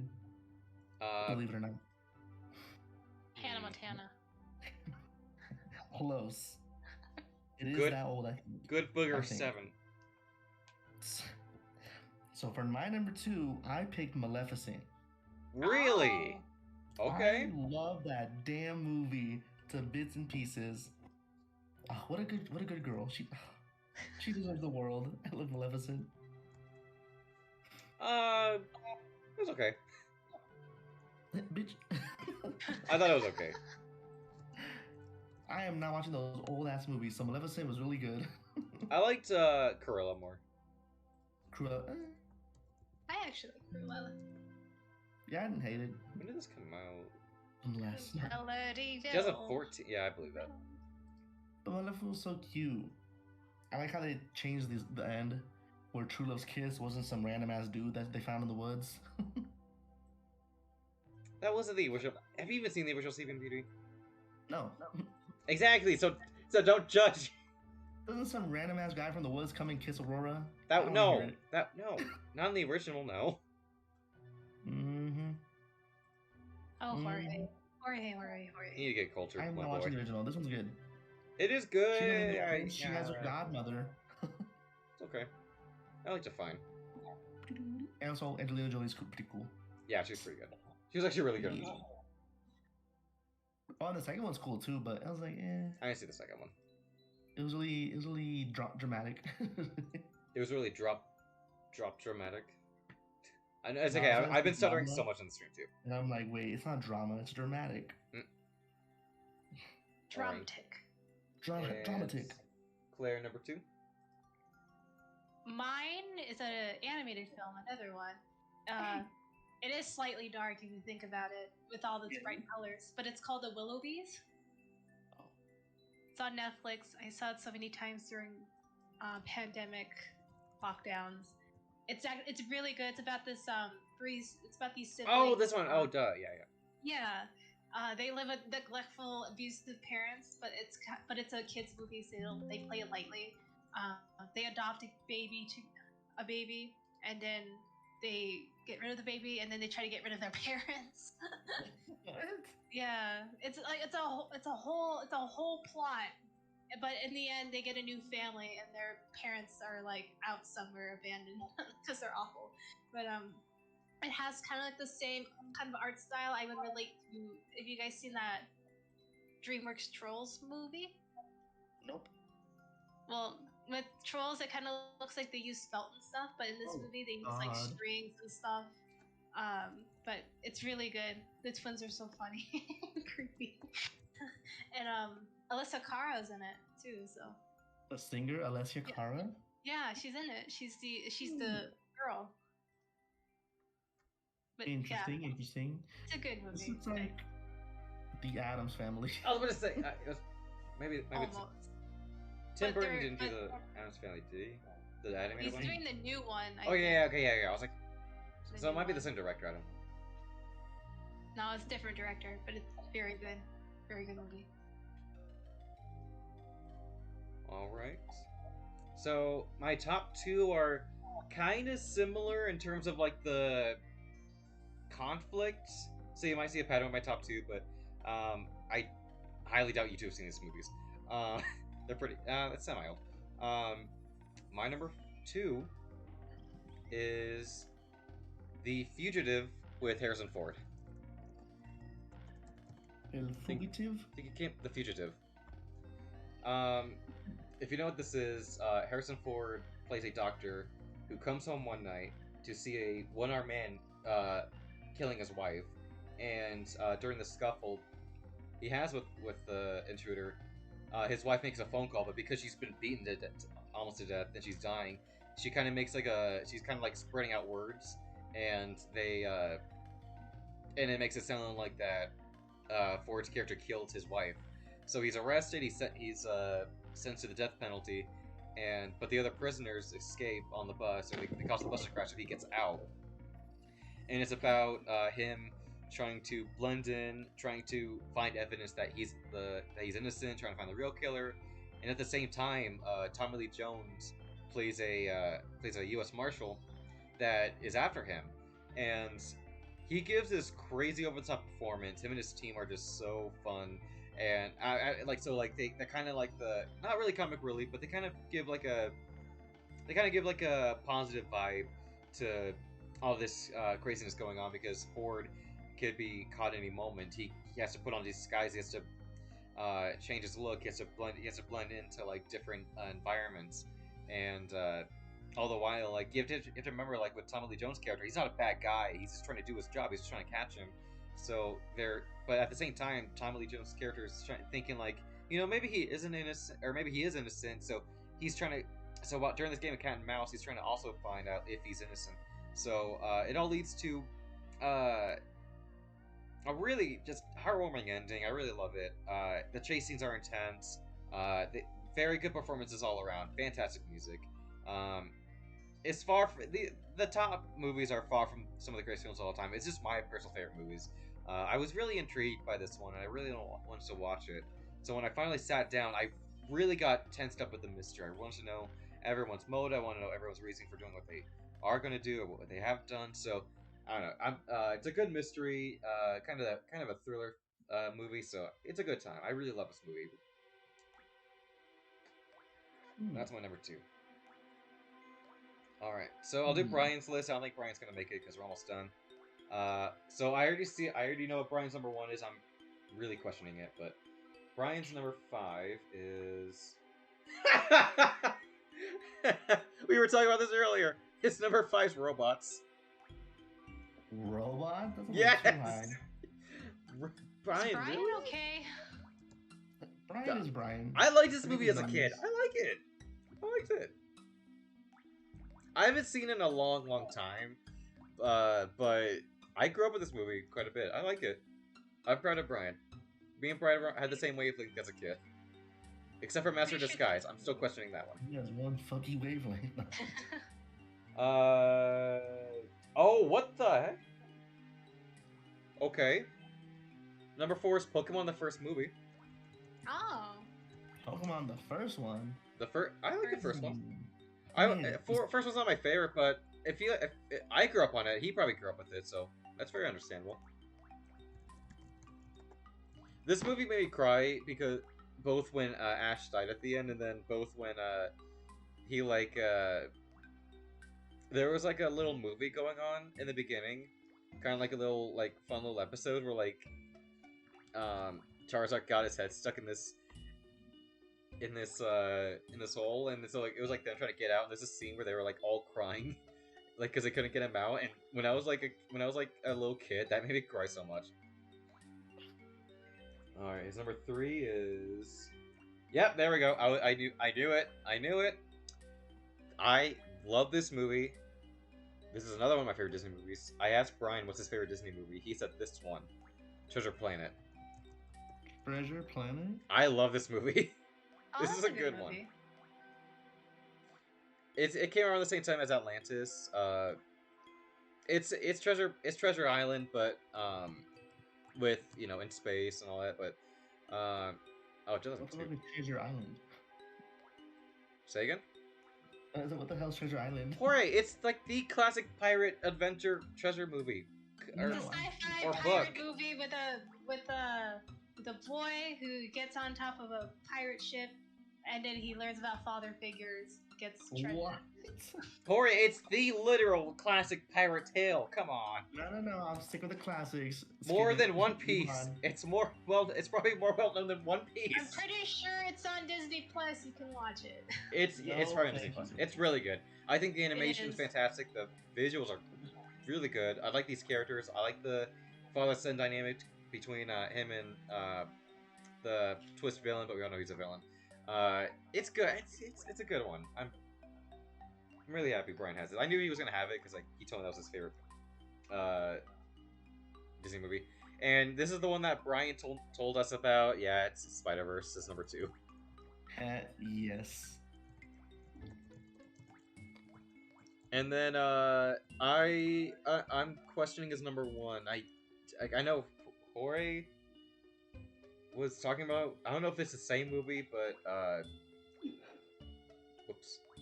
I don't know which one this is, but his number 1 is Lupin the Third, the First. The Is it the what? 1970s one? I don't know. I have to look it up. Because there's a 70s one. That's actually by Hayao Miyazaki. But Oh, I Let's want see. the remake one, the animated one. Really cool. me too. You put Lupin? did I? Damn it. Put Lupus. No, it looks like the new one. It's just like in House where everyone thinks everything's Lupus when it ends up not being Lupus. I want to watch the new one. I haven't seen it. I guess it's the new one. House? No, Lupin. Oh, no. It's still There's a just show Lupin. and then there's an animated movie. I put And then Lupin. there's the Whoops. 1970s one. You put it on purpose? No, I didn't do that. Lupin. I guess it's the new one. Okay. I've seen a bit of Lupin the Third. I didn't really like it that much, but I've been kind of interested in watching it. But I don't know. Corey, was this the one that you kept showing us the trailer of? Yes, look cool. I thought so. Yeah. I'm surprised. Yeah, look, as his favorite movie, I'm not mad at it, but I'm just pleasantly surprised. I'm still Master just got God, Brian. I'm still questioning that one. All right, so that's Brian's favorite movie. Interesting. That's wild. Brian has a pretty good list. I'm proud of Face Off. That's a good one. Most of these I feel like Brian did grow up with. I know Face Brian. Off. I know Brian to be like, yeah, these are the kind of movies he would like. All right, Jorge, your favorite movie of all time? Cars 2. Just say it. Close. Cars 3. It's another Disney film. Cars I think. Pixar. 55. No, it's not Pixar. It's Disney. Pure Disney. So my first one is Tinkerbell and the Secret of the Wings. Oh my I god! fucking love that movie. I could watch that so many times. I'm getting tired of it. Man, I just love the whole idea that she has like some random ass sister in like winter. Like what? And she goes there. She risks her own damn life. She almost dies. She does die. She gets cured. Like what is going on? Claire, they break canon in this movie. They always do in all the Tinkerbell movies. No, the first 3 movies were broken. Ah, yes. Talking about film, we're getting to Tinkerbell lore. I should messed see up this. Tinkerbell lore. Feel-good That's movie. I love it. And it's Vidia's redemption arc. She's all nice. finally, but it wasn't. Vidia. The company shut down before we could get to see more. I know. We needed a video movie. Bring it back. Bring it back. Please don't do that. Please don't do that. You only Claire. seen like one movie. I saw one, it was with you guys, because you're just like, let's put this movie on. I said, fine.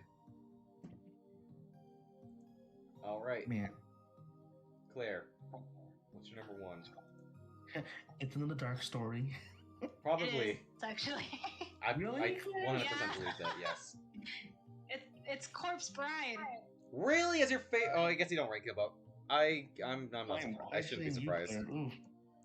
I love Corpse Bride. It's one of my favorite films of all time. So this would be number 1 regardless. Dude, I love this movie so much that I did a paper for it. Oh my god. But yeah, it's about a guy in Victorian era-esque. He loves this one chick, but he's terrified because he's a pussy. And then he accidentally marries a corpse. And then he gets brought down to the underworld, and he learns how to live. And then, but he doesn't end up with the corpse bride. He ends up with the girl that he truly loves. It's a sad movie too, like because it's murder. There's a lot. It's of course death. Everything's death in there. It's Tim Burton, so obviously. Yeah, but this is one of Tim Burton's best movies, for sure. I love this movie. I quote it every time when it fits. But it's so good. I totally recommend it. I saw it once, and it was when it came out, so I don't remember it. I remember a little bit. I don't remember too much. I remember liking it fine. I like the style. Like, I think Tim Burton, obviously Tim Burton has a unique style. You look at a film and you're like, yeah, that's directed by Tim Burton. I think this is one of his best ones in terms of visuals. I guess my favorite would probably be... in the style of this, like, I just go Nightmare Before Christmas, even though it's an obvious answer. But, no, I remember liking this one fine. Alright. My number one favorite movie of all time is Cars 2. I don't know how you guys didn't see that coming. Alright, stream's over, bye. Alright, no. Okay, so, like I said, I doubt you guys have even heard of this one. My number one is a movie I think came out in 98. It's a, kind of action movie. It's more of a thriller, suspenseful film. It is called Enemy of the State with Will Smith and Gene Hackman. What? If you haven't seen this movie, so it's a movie my family put on one day, and I didn't really pay attention to it, but what I saw I was really intrigued by, and when I finally sat down and watched it, I couldn't get enough of it. It was way too much. Like, this was like one of the first like big like mature films I ever watched. So it was like, because I kind of watched it like I was like middle school. So in this movie, the national security, obviously fictionalized. It's just a fictionalized version. They don't want this bill to be passed, so they murder a congressman and make it so that like an accident.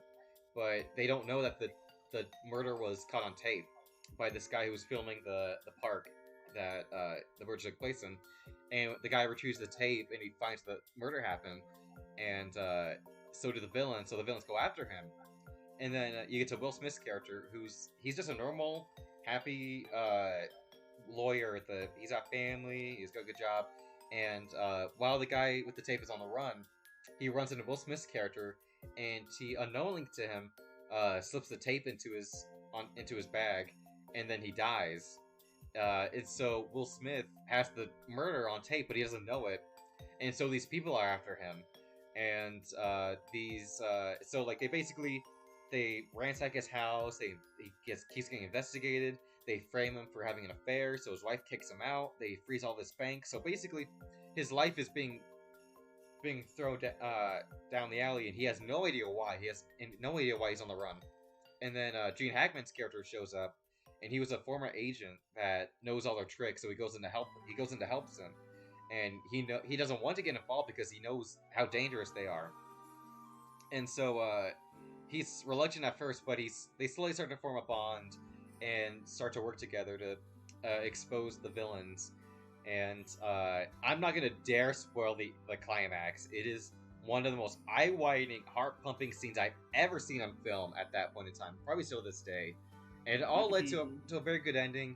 There's very intense action. There's chase scenes that are so suspenseful, and there's just a great soundtrack overall. It's shot very well.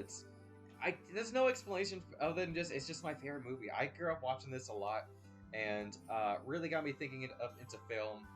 And I think the performance is all great. This movie has a crazy cast. It had everyone in the 90s. Jack Black and Seth Green are even in this movie as like the villain, or they're like the tech of the villain group, but they're not evil. They're just kind of going along with it. But yeah, it's just a crazy ride. You don't know what's gonna happen. You don't know what tricks either good or bad has. You don't know who's gonna die. You don't know. You don't know how you don't know what any character's thinking. It's kind of like Death Note, where it's like you have to really outsmart the outsmarting. It's a very just clever movie. I really like this one. I've seen this movie so many times. It's just my number one favorite movie. Just nothing. It's not one of the greatest films ever, or anything like that. Nothing like that. It's just my personal favorite. All right. So there we go. That's our favorite movies. I'm very surprised by Claire's and Brian's. Jorge's, I should not. I kind of was by Jorge's, but I shouldn't be. Ooh. I should have known your kind of list. All right, what'd you guys think? A lot of old ass movies here. Get cultured, you child. You get culture and watch some new things. I'm catching up. uh-huh. So yeah, sad Brian couldn't make it. I really like Brian's list. I think Brian has some really good choices, and there's a lot of I can tell that are very personal, and a lot that he grew up with. Same with Claire's. There's a lot I shouldn't have been surprised with Claire's. Definitely has choices. Claire's got really good ones. Choices, Claire. Choices. I have flavor, okay? Claire has I really have good flavor. I'm looking for in movies. The only one I question is All Dogs Go to Heaven too, but Oh, I mean, thank whatever. God, not me. Brian has choices on there, like robots, for example. Robots is good. Robots is fun. I like that one. What are you talking about? Master of Disguise, I question. Nacho Libre, That movie's stupid fun. That was funny. I kind of. I'm not rider type for it. I'm gonna text Brian right now and just be like, bro, what? Nobody liked your robot's choice. Claire has all the dark ones. I like flavorful dark movies, okay? If it works. I also like how in the before we started streaming, you guys were talking about Terrence Howard, and I was muted, so I literally texted in the chat just randomly Terrence Howard, and like out of context to everyone else, they're just like, what is he talking about? What's he talking about that random dude for? He was really nice, man. Oh god, I respect Brian's list so much. I respect that one. Jorge, don't you dare. You're in the same boat. What do you mean I'm in the same boat? You're in the same boat. Who has the oldest? Okay, yeah, Claire. I was like, Claire has the oldest one. Alice in 50s Land. Claire, any thoughts on the project? You guys have weird choices. What? Alright, Claire's gotta go. Alright, yeah, I gotta go. Down with Claire. We're gonna All storm right. her house. I think it's a fun time. Really good project. So next is my turn. I really want to do top 50 favorite characters of all time. Are you guys down for that? 50 is probably a little too much. We did, dude. We've been doing this for 4 hours. 50 is gonna be too much. And we did anime, and that was like 3 hours. Yeah, but that was only for you. Are you Yeah. doing it individual this time? Me just doing my own list. Okay. Again. Oh, why did Yeah, you say that? no, not everyone. No, Scared me. that's why I said was my like, top yeah. 50. Everyone, top 50. Well, No, I was kidding. No, I want to do top 50 favorite characters. I already have it ready to go. All right. Well, So that's what I want to do about next. it. For my turn. I really gotta go though. But All this right. has been fun. All right. I'll see you guys. See you guys later. All right. Yeah. You go, and I'll find Guys. someone to raid. Who am I gonna raid? All right. I'll raid this person. All right. See ya. Bye.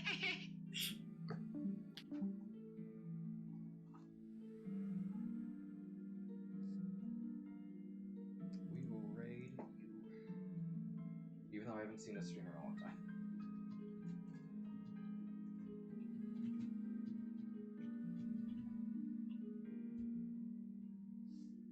That wasn't the command. Whoops. That was the command.